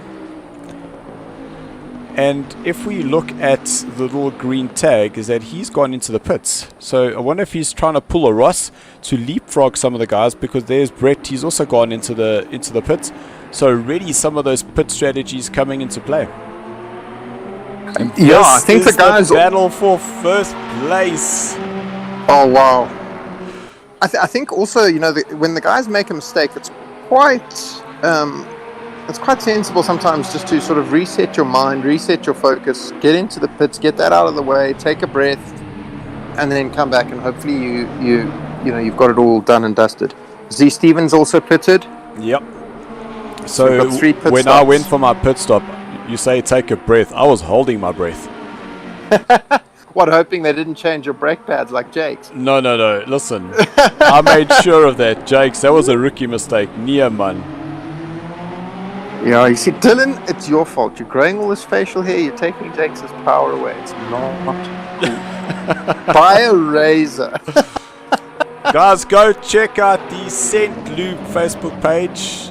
There is a Mobile One campaign, and if you want to see pure awesomeness, you'll be able to see my stash in its full glory, and the little flavor saver that's now run down into the chin. All in support of Movember. And don't forget, if you hashtag wow, go Dion. That was a interesting little maneuver, but I love doing that. You just go in just to show that you're there, and you drop back into the braking zone. But Dion's going to have a go on the inside, going into turn number 5. Absolute fantastic move there. And great awareness from Flip as well to see him coming. Flip saw that he was there, and he allowed him to go through, but this is where Flip now needs to regain his composure and start chasing him down again. Yeah, absolutely. And a bit of a toe up that hill really helps as well, into the corkscrew, heading up that hill towards the braking zone there. So if he can sort of stay in the toe, that'll help. I'm quite surprised Pete hasn't pitted. Normally when Pete has a bit of a mistake, he jumps straight into the pits, and he hasn't this time, so I'm not sure why he He hasn't taken advantage of that. I suppose he's in clear air, isn't he? So. Yep, and he does have Ethan behind him, so that's 1.5 seconds. But now as the guys start going into pit, so we could essentially think that the guys that have pitted are effectively in first, second and third place. Okay, I can't say that, and that's because if I look at the time, there was the Delirious car that was 20 seconds behind Ryan, and now that Brett's in, Ryan is actually 5 seconds behind Brett, and Brett was in I think 4th place when he went and pitted. Yeah, it's going to depend very much on what the front Dion and Flip can do between now and their pit stop, and what kind of gap they can build as to where they come out. I don't think we can say that they're quite leading, but yeah, I think Guy's now pitted as well in the Ferrari. So guys, if you are watching on the stream, we are streaming live on Facebook as well as YouTube. Drop us a comment. I see my brother is still watching, and he's saying, "Come on, Stephen, you can do it." And Beyonce's watching, Stephen, and she's saying, "Good luck, Stephen. Kick some." This is censored, Beyonce, that we have to say coconuts. You can use your imagination, people. Correct. Correct. It starts with an A and it ends with an S. I'm not saying anything. I see Ethan is hanging on to Pete quite nicely as well. He's been there for a couple of laps. So could Pete be having just a little bit of problems, possibly damaged from having gone off? I was just wondering that myself. I think that is highly likely, Dylan. Because damage is definitely not a fun thing to drive with. But now, depends how bad it is. This has got my attention because Guy is right up behind Brett, and there's Ryan in the background. So these guys are pretty close in terms of the race and where they're currently sitting. This could be like a little Ferrari challenge within this championship. So come on, Ryan, get your butt up there and get the Bentley in, and hopefully see whether there's something called Bentley fever. But I'm highly unlikely because I beat 2 Bentleys this evening. Those Bentleys didn't seem to suit this track at all. It's amazing we've got so many Bentleys in the Alpha tier. I'll say Brett get a bit of oversteer there. Little kick of the rear, and that's going to allow a guy to go past. And Ryan is closing up. He was 3 seconds when he crossed the start-finish line. So now going into the first sector, he's now closed that gap by half a second. So only 2.5 seconds now between Brett and Ryan now. That's fascinating. Just looking at the top of the timesheet, Dion's managed to pull a bit of a gap over Flip, which is going to be very handy when it comes to pit stops. Most definitely. Saying that everybody has set their pit stop up correctly. Because as somebody taught us in Alpha, if you do not set it up properly, you will change your brakes and you'll cost you a minute. And sorry, Guy was flirting with the gravel there, and he's got to be careful on the exit of a corner doing that, because that'll spit you around straight into the nearest wall. So talking about flirting with the gravel, this turn number 2, I don't know how many times I touched the dirt going onto the brakes, and that rear just kicks just a little bit, and realized that is not where I should be braking. No. The Porsches are notoriously sort of twitchy on the brakes, I think, anyway. And add a bit of gravel into the mix and you're on a one-way ticket to an accident, that's for sure. So I do see some damage on the side of that Bentley, but Ryan has closed right up. That's another second he's taken out of Brett. So this Bentley is definitely going to be putting down the charge, and we have 26 minutes left of this race. He's got a long time to catch and pass him. But as we know, it's not so easy to pass around Leguan Seca. So it'll be interesting to see what he does with this and where he gets by. And Andrew, do you know, has also been a bit of a silent killer, is look at that, 3rd place. Ronaldo is now 2 points behind Flip. Yeah. Geez, a bit of time out. He's obviously been practicing when he can. So he's not completely wet behind the ears here. So there's Flip, who's currently in second place, then Ronaldo, and 3 seconds behind is Pete. So if Pete manages to find that rhythm, he closes up on Ronaldo, Ronaldo closes up on Flip, and then all of a sudden you got 3 cars in the mix. And where do they come out once they've pitted? Between Guy, Brett and Ryan. That's what's going to be the best part to watch of this whole thing, I think. As we know, the minute you start battling, you're going to slow yourself down. So the trick is to get past the guy and try and keep your momentum, and don't sort of let it cost you too much lap time for too long, because that will cost you later in the race as well. And I'm sure Pete's sitting there saying, "Well, you two start battling, yeah, so that I can let me run away with it, or do something stupid and let me run away with it, even better." So I'm seeing that little battle, and I just see there's a little map, and that looks like a car. There we go, going up the hill. So there goes Freshie, Brett, and then right, yes, that sound of that Bentley is absolutely incredible. Definitely my favorite car from the 9 hour. Just in terms of a sound, I love it. Really? You picked that over the Merc? Because that Merc with that side exhaust reverberating against the concrete pit wall, that was fairly special as well. I have a video up on my Facebook page with me screaming Bentley at the top of my lungs after having a few beverages late at night. There was just something about that car that got me. That's cool. That's cool. I managed to have a couple of beverages with the mechanics of one of the Mercs. The one that actually was on pole position and broke down. Oh, no ways. And while they were stripping it, we went and had I offered them a couple of our South Africa's finest. Sorry, Andrew, quick question. Do we go and check Ronaldo, or do we check Ryan? Because Ronaldo's now within half a second of Flip. Oh, let's have a look at that. Let's have a look at Ronaldo. Oh, there's been to that Ronaldo pits. Why? But we'll now see where Ronaldo comes out in terms of the battle between Freshie, Brett and Ryan. So yeah, I think that's the first. Looks like he's wheel spinning. There we can see them on the map. So guys starting to now go into turn number 10. So he'll go into 11. Ronaldo's still in the pits. And here comes Brett and Ryan. So Ronaldo, you better start moving, or else it's going to be lots and lots of places. So that's think Ronaldo has done it. I hope Ronaldo hasn't done it. No, Jake's pit Ronaldo. Stop. So there we go. So that was quite a long one.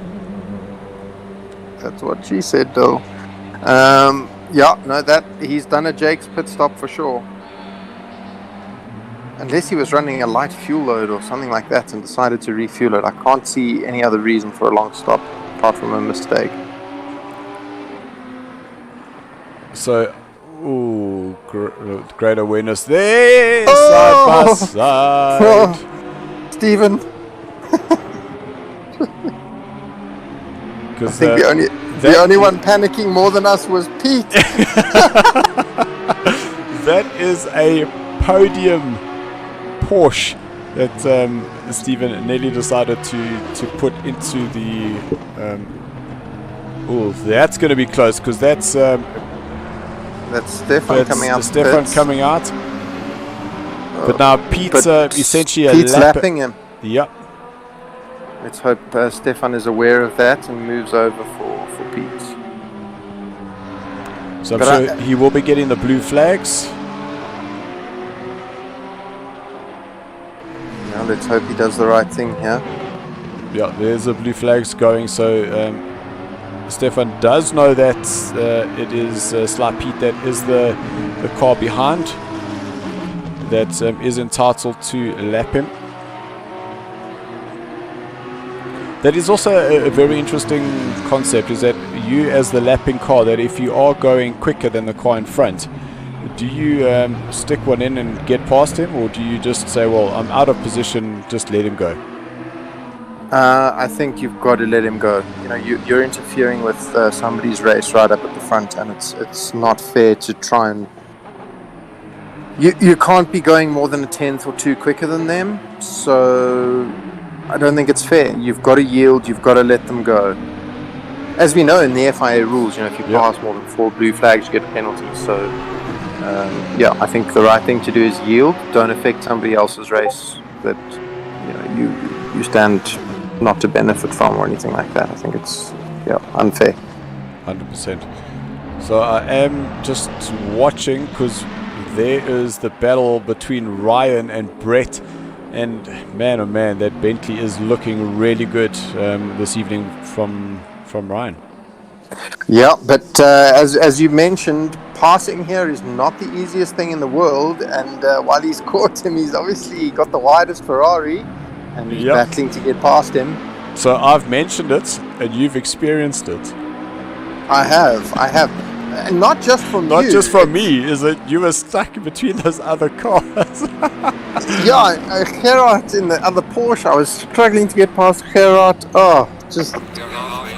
Yeah. And you're kind of sitting there thinking, well, I'm climbing the order. I don't want to do anything stupid and risk this. So I'm just going to hang back and see what happens. And it's, anyway, it is what it is. Ooh, little kick there. I just want to see whether Pete has been able to get past. No. Not yet. I'm sure there'll be some choice words coming from Pete at some point. There's some interesting... So I'm not seeing Pete flash his lights and say, hey, please can you just get out the way. I see the lights are on.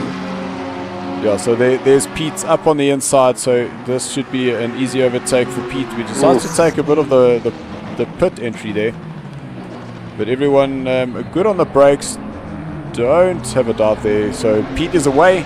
And great joker lap there for Stephen Koenig. Actually seemed to have caught him up to Stefan a bit, which was quite cool to see. Oh yeah, no, Brett's just putting that Ferrari right in the middle of the road, making sure that anything Ryan has to do, it's going to be a kamikaze move, and he's not going to risk that one. Ronaldo is just behind those two. That's not showing the gap as yet. So I did see some fist pumping here to my left hand side, and that's the reason, because the green Mamba Porsche has now got in front of the Whiskey McLaren. I'm sure Stephen will be over the moon with that. Well done, Stephen. He's bided his time. As you say, your setup comes on a bit later, so Stephen's obviously reaping those benefits. Oh, Ryan's having a go. Ryan, no! Oh! But there's Ryan. You can see he realized that he had made that mistake. He is letting Brett go past. So a great sportsmanship there by Ryan. Guys, that is what SARCO is about. We race hard, we race fair. And if you know that was you that caused the problem, you can see Ryan gave that position back and let them get back to their racing. And I think Ronaldo is going to be rubbing his hands together after that. Oh, as we say that, there Ronaldo runs wide. At least he saved it. Yeah, that little kink through turn number 6, man oh man. I would hold my breath through there quite often, because during the practice and the qualifying I was hitting it, but every now and again I just felt that I was turning in too soon, just don't know if it's just too anxious, and then I touched that red curb once or twice, and whew, the sausage curb, that thing is deadly. It just launches you straight up and off you go. You can't steer it if the wheels aren't on the ground. Pete's up to second. But hold on, we completely missed this, and that was because Dion hadn't pitted. Dion is in first place, and he's got a guy 3 seconds behind him. Sly Pete is there, but now it all depends on where Flip is going to pit. Flip's in the pit. Because There, okay, so he's in the pit, so he's got 35 seconds ahead of Dion. Is that enough to get him up? I'm just trying to see what number. So Oh, it looks like he's having a long stop. Dion as is well. 93, so 93 is coming around the last corner, so that was a great stop for Flip. Oh, that bloody exit is just too long. So there goes Dion. Not only Dion, there goes Gar, and Ryan's going to be right there. No, sorry, Ryan was battling with Brett. Yeah. But they're coming. Okay, so they've come around the last corner. Okay, so he's got a bit of a margin then. Oof, that pit exit's also treacherous. I mean, it's so easy to overcook it coming through there and go straight off into the gravel. Or worse yet, straight off into T-boning somebody. So now, what's the gap to Pete and Dion? So we'll have to just wait till Dion crosses the split time. Then that will go up. Unfortunately, it isn't a continuous running timer, which we get the privilege of on Project Cars. So we just have to wait till 27 seconds. Oh, Pete. No. So, because remember that we had Flip had 35 seconds on Dion, and he is effectively 9 seconds behind. Behind Dion. So 35, so that's like 44 seconds for that pit. Yeah, no, Pete's in trouble. It depends. I wonder when. We know Pete likes to leave it late. That's what she said. Oh, Dylan. So unless we're gonna have to keep a serious eye on this one and see where what the other guys do if they make any mistakes, if he can open up the gap or anything. With 14 minutes to go, I think we'll see Pete pit sort of somewhere between the last 5 and 10 minutes. Pete pitted on the last lap. Yeah. And I promise you, I will not be surprised if that's what he chooses to do again. Now, Pete's definitely got his own ideas on strategy, that's for sure. It's like go-kart world. We love you, Pete. We love you, Pete. Oh, we love Pete. Good old Rough Rider. The best. I'm just sad that his Audi isn't orange, because that seems to be now the traditional color of the Rough Riders. We've sort of gone that way. Sure. Yeah, those are very, very close to the Chasing Beaver colors, I might add. And I'm sure my cousin Memo will be very happy to hear that. Aren't the Chasing Beavers purple? Well, between purple and pink, there's lots of those orange is nowhere near. Questionable colors for a racing car. Come on. You cannot call orange a questionable color for a racing car. No, I'm saying purple, pinks, and. Oh yeah. Like it looks like he's. I don't know. It looks like someone just fell with a truckload of paint all over that Audi, and it's all kind of mushed together. And there you go. Oh, I see Daniel, the War Machine, 1988 Morales has joined us. Not the first comment, though. Not the first dibs. Who was first dibs? Let's just quick scroll up here and go and see. Because, yeah, we were up and running. We didn't quite have... Oh, Beyonce actually had first dibs. Very nice there, Stephen. He's got it well trained.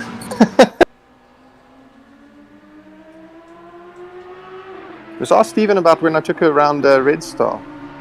As a passenger. Well, I'll tell you what, Beyonce, how was that? Please let me know. She had a good day. I think she went around in a few cars that day. But yeah, I was. I gave her the first run in a sort of single seater with her head flapping around in the breeze. Oh man, there's nothing worse than that feeling of not knowing what's coming next and then just being thrown left and right. Look, from my side, it was a hell of a lot of fun.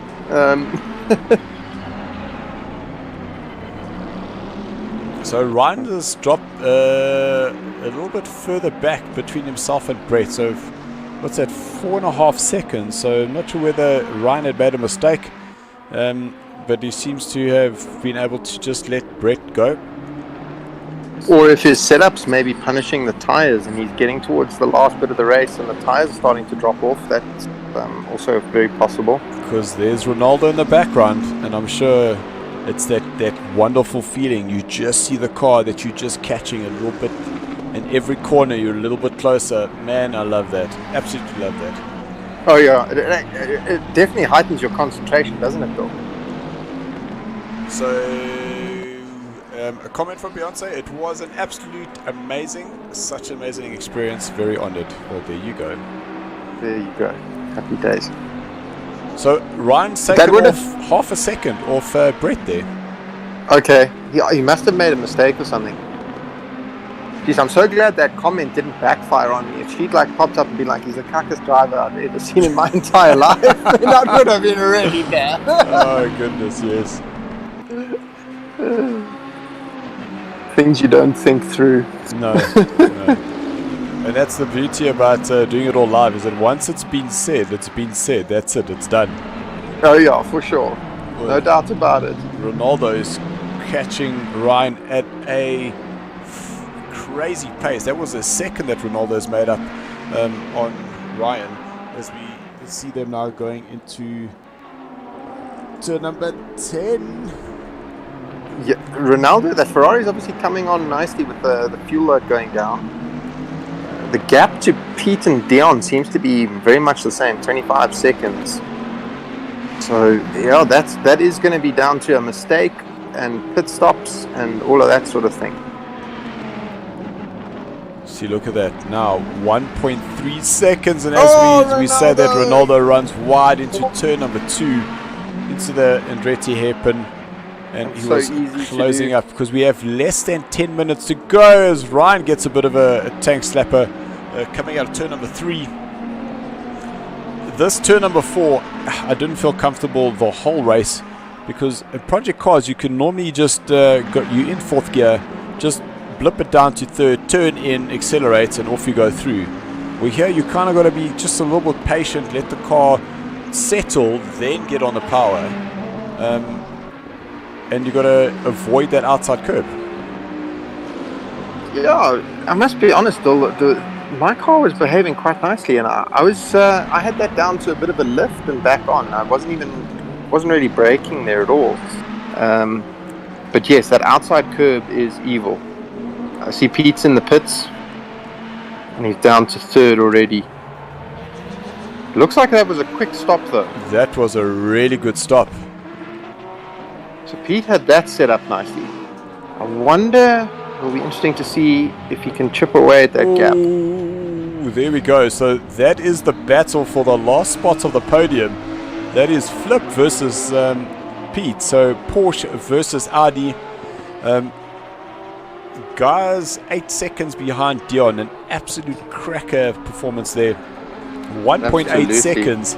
Ooh, looks like Flip has taken a little bit of damage. So Ryan, he is closing up on Brett and Ronaldo. We saw that he had closed that time up to within 1.5 seconds, and now there's more than 2.5 seconds between the 3 of them, respectively. But I don't think this battle is over just yet. No, I don't think so. Looking at that Bentley, I think it might be struggling on tires. Oh, Pete! No, Pete, you have done all the hard work. And you've just undone it. Oh, no, and Flip's going to get him as well. No, it's Brett that's going to get him. Brett, so Flip has got him, and Brett's got him, and Ryan is going to be right behind him. So Pete had only one driver behind him to fight for that podium, but now Pete's right in the mix. Look at that, there's 4 cars. That is not where he would want to be with just under 7 minutes left of this race. No, he's definitely given himself a mountain to climb. Absolutely. I wonder how if he'll be able to bring it back. I think he and Brett are certainly going to have a good dice all the way to the end, but yeah. And it just shows you, hey, a little lapse in concentration. You've now done your pit stop. Maybe you've taken a deep breath, a swig of water, and I don't know, he's lost his rhythm somewhere. Oh You know, man. he had that gap to Dion pegged at like 25 seconds. He was doing a great job, and somehow he's just lost that rhythm and made a mistake, and it's heartbreaking for him. But this is the thing about these longer races. No, Pete! No, Pete. That is. So I think let's just jump off him. Yeah, no, that's a heartbreaker for Pete. He'd done such a good job all the way through the race. He got his pit stop down to just a couple of seconds, and as we've just said, he's lost his rhythm and made a mistake. Well, what that means is that we've got 3 completely new drivers who are going to be on the podium this evening. I think that is so cool, and that's I think that's what SARCO is about. Bring the new blood in, bring more people in. The more the merrier. As we've said, it's a great bunch of people. It's a hell of a lot of fun. And the racing has been incredible. Oh, It has been. A little deep there by Ronaldo again, outbraking himself. Because look, he was within 1 second of Ryan. So these two are going to be fighting for that 5th place. And while they're fighting each other, they're trying to chase down Brett in 4th place. He can see that car in front and he wants it badly, and he's thinking, just go a little bit later, I'm going to make it. And then you don't. And this is where the heart rate starts picking up. And you've been fine for the entire 30 minutes. It's those last 10 minutes. That's where I start finding my heart rate increases. And especially when you're in such close proximity of other cars fighting for those last positions. Oh yeah, and you're also looking at the clock and you're thinking, I got 5 minutes to get past it, and that's only like 4 laps. And, oh my god, I better start pushing. Where I was the other side, because I had Reeve chasing me down. I'm like, 5 minutes. Is that 3 laps or is that 4 laps? Please be 3 laps. These 3 are having a great battle. And you know what? That is what's going to put a smile on their face when they're done. The fact that you've had a close dice with somebody, that you're having a good run, you're next to people, you're passing people, that is what will put a smile on their face. The positions will become secondary. Hey, I had good fun with so-and-so. That's what you want. That's what keeps people coming back. And that's what gets the bug biting. So I just wanted to see who is that in front of Flip. Okay. I was about to say, we've got cameraman Tim back there. Yeah, listen, unfortunately, we had to extend his contract, so cameraman Tim does follow us, and every now and again we get these crazy angles, but that's just cameraman Tim. Yeah, a lovely close-up of the gravel trap. It's just fantastic. So cameraman Tim is the type of cameraman who will be looking at the crowd, will zoom in onto somebody, and then just get lost in the moment, and then get a head slap from the producer saying, hey, you're not listening to us. But look at this battle now, coming down the corkscrew. 3 minutes left, so 2 laps, maybe 3 laps. It all depends on where Dion, our race leader, is. So that is him going into turn number 3 now. So we've got 2 laps plus this one. But let's get back to that battle. That is Brett, Ryan, and Ronaldo. Heart rates are exploding. Ronaldo is thinking, there's 4th over there, I can do it. Well, Ronaldo is 1.1 seconds away from taking the 4th place. Yeah, no, he's going to have the bit between his teeth. He's just got to be sensible about it. Oh, that's Ryan who's run wide into turn number 3. Ronaldo's going to have a look on the inside through 4. But that's definitely going to upset Ryan's exit speed. Now they're going to letting Brett get away turn again. 5, exactly. Brett now clear. Ryan up on the curb. Ronaldo looking for an opportunity. Will they be able to just slow it down, bang it into turn number 5, and get the drive up the hill? It looked like he turned in a bit late, but it hasn't punished him too much. He's that Bentley. He's going to wish it came with smaller mirrors. That's for sure. Wait for the last corner. Ronaldo, if he's going to be clever about this, he's going to look for the last corner to outbreak down the inside, be as close as he can, and go for it there. Yeah, see, he's having a look, but he's not close enough. Oh, it's the right idea. He just didn't get the power. And you see, Ryan had a slower exit, so that compromised Ronaldo's getting the power on. You saw that his nose came up right behind the Bentley, but he had to come off the power, otherwise he would have gone into the back of him. But absolutely incredible battle happening here.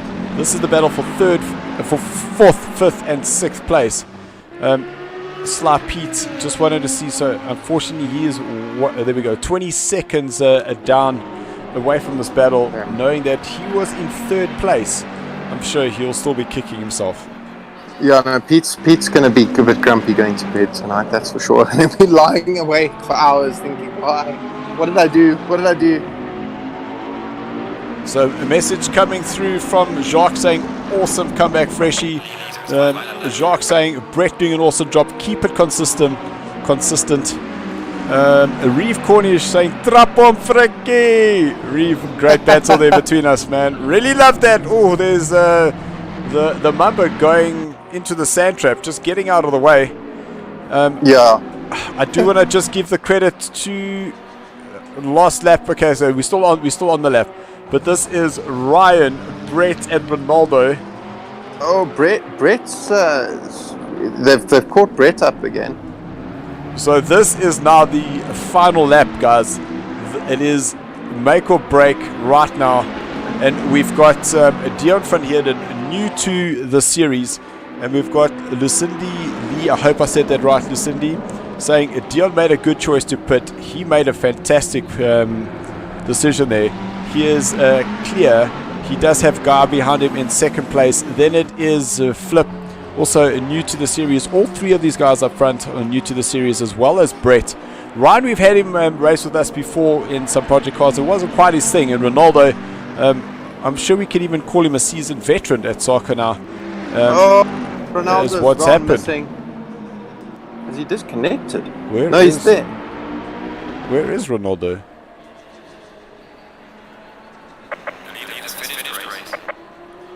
Oh, no. Did he put it into the wall? Or has he run out of fuel? No. That would be... Okay, so there's one man kicking himself a whole lot harder than Pete. I've actually just got word here from Steven saying he's just gone past Ronaldo. It sounds like fuel because his engine is quiet. Yep, they do that when they run out of fuel. So there, guys, is your... Dion's in the pit. What is... No, he's the winner. There we go. Yeah. I was about to say, no, what's going on here? Then Guy in second place. Then a Flip will come past in third place. I'm sure he'll be extremely happy with that.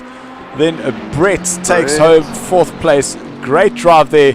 Ryan, you can see weaving left and right. I'm sure he's happy with that. Great race there. Disappointing race there for Pete. I'm sure he'll have some choice words with himself. I might leave the WhatsApp for tomorrow. Oh goodness. Then these guys are still batting for position. Oh, I thought Ethan would have a look, but you can see 2.5 car lengths. Not really a place to have that done. That would have been a and there's Ronaldo back in the pits without completing the race. So that, unfortunately, is a DNF. I wonder if... Maybe he put some fuel in at the pit stop, but it wasn't quite enough. Are we allowed to get him in the Discord and have a little chat to him? Yeah, I'm sure we can. Well, what I'll do is let's just type up the message to the Discord to get the guys in. Yeah. I feel for Ronaldo there. Wow. So we see that Dion is here. Dion will be with you in a moment. Stand by. Fantastic. Thanks, guys. Yeah, it's a good race, eh?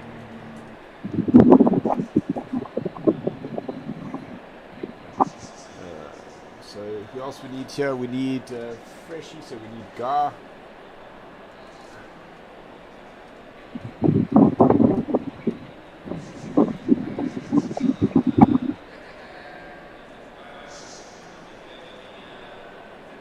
And we need Frost.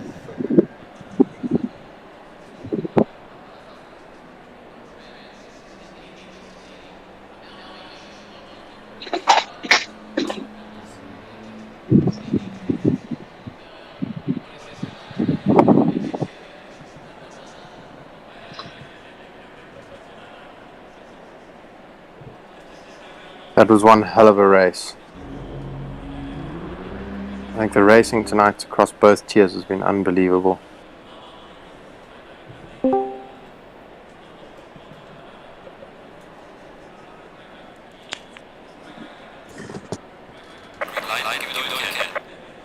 Okay guys, we're just gonna switch over our cameras, go into the Discord. Well done everyone. This was amazing. And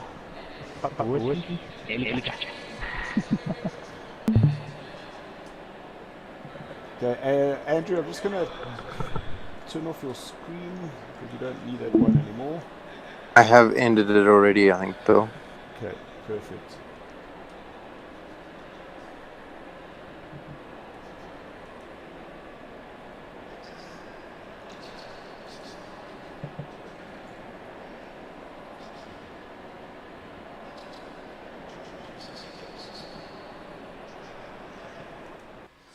Welcome guys, it is the post-race interviews. I hope everybody is well. We just want to get a flip into the Discord, but I'm sure once he's here we'll chat to him. But let's start off with you, Guy. An absolute great race there, a podium for you. Difficult race in the beginning, and then decided to take your pit and some good consistent laps, and then you find yourself second place. Yeah, man, it was a good race, but it was definitely eventful. There was quite a few. I got a really good start, and I don't think the other driver was aware I was on his outside, so I kind of had to back out of that, for risk of causing an incident that I really didn't want to, have happen. 100%. And then, it was just kind of keeping it together from there, finding little weaknesses and taking advantage of them. Definitely gutted for Bad Bull. I know he had a couple incidents out there, which definitely, what's the word? I don't know, messed up his race a little bit. I think he could have been up there with me, but, I'm lucky to have him and Jacques and Rainmeister as, I guess, teammates and friends to help me, help with this process and whatnot. 100%. So are you affiliating yourself to the project Wet Cat Racing? Oh, absolutely.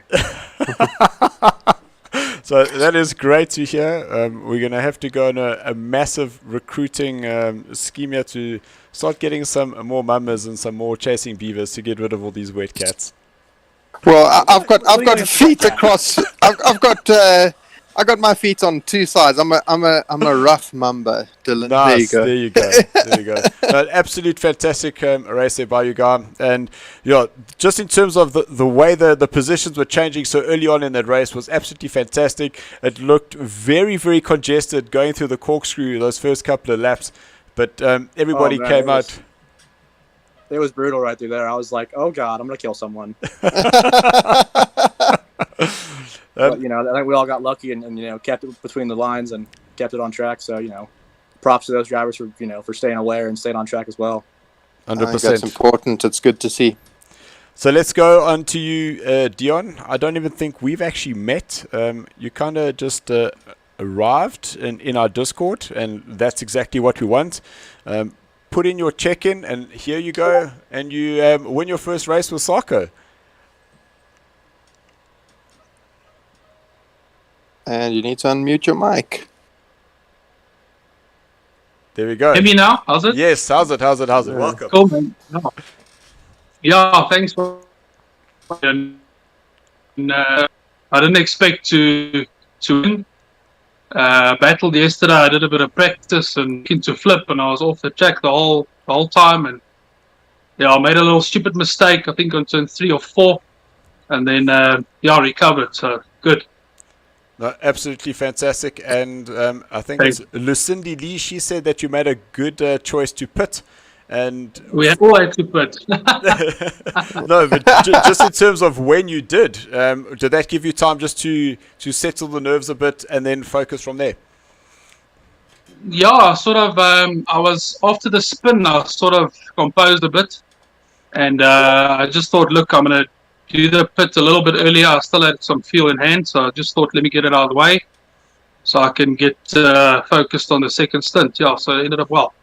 No, awesome, really, really awesome to see. And just your first view of driving with some of the SARCO drivers, just in terms of their conduct. Are you happy with the level of racing they have?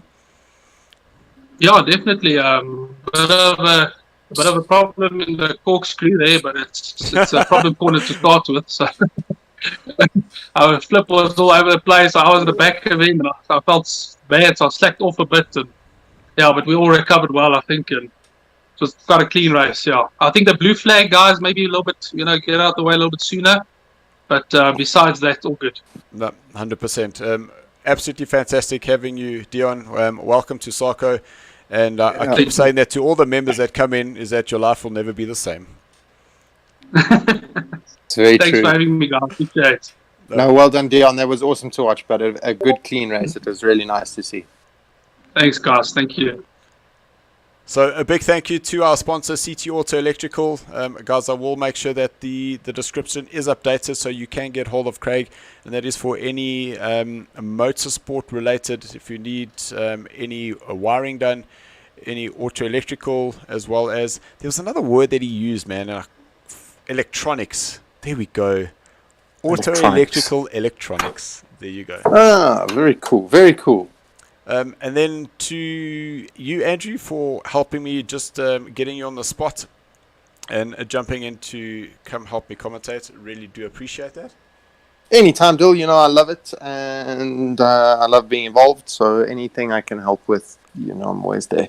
Awesome. And then a big thank you to Stephen Koenig. Stephen, thank you so much for the racing. Thank you so much for allowing me to race myself and doing the commentary. And you went one-man band, and I hope you enjoyed that. It was better than my race.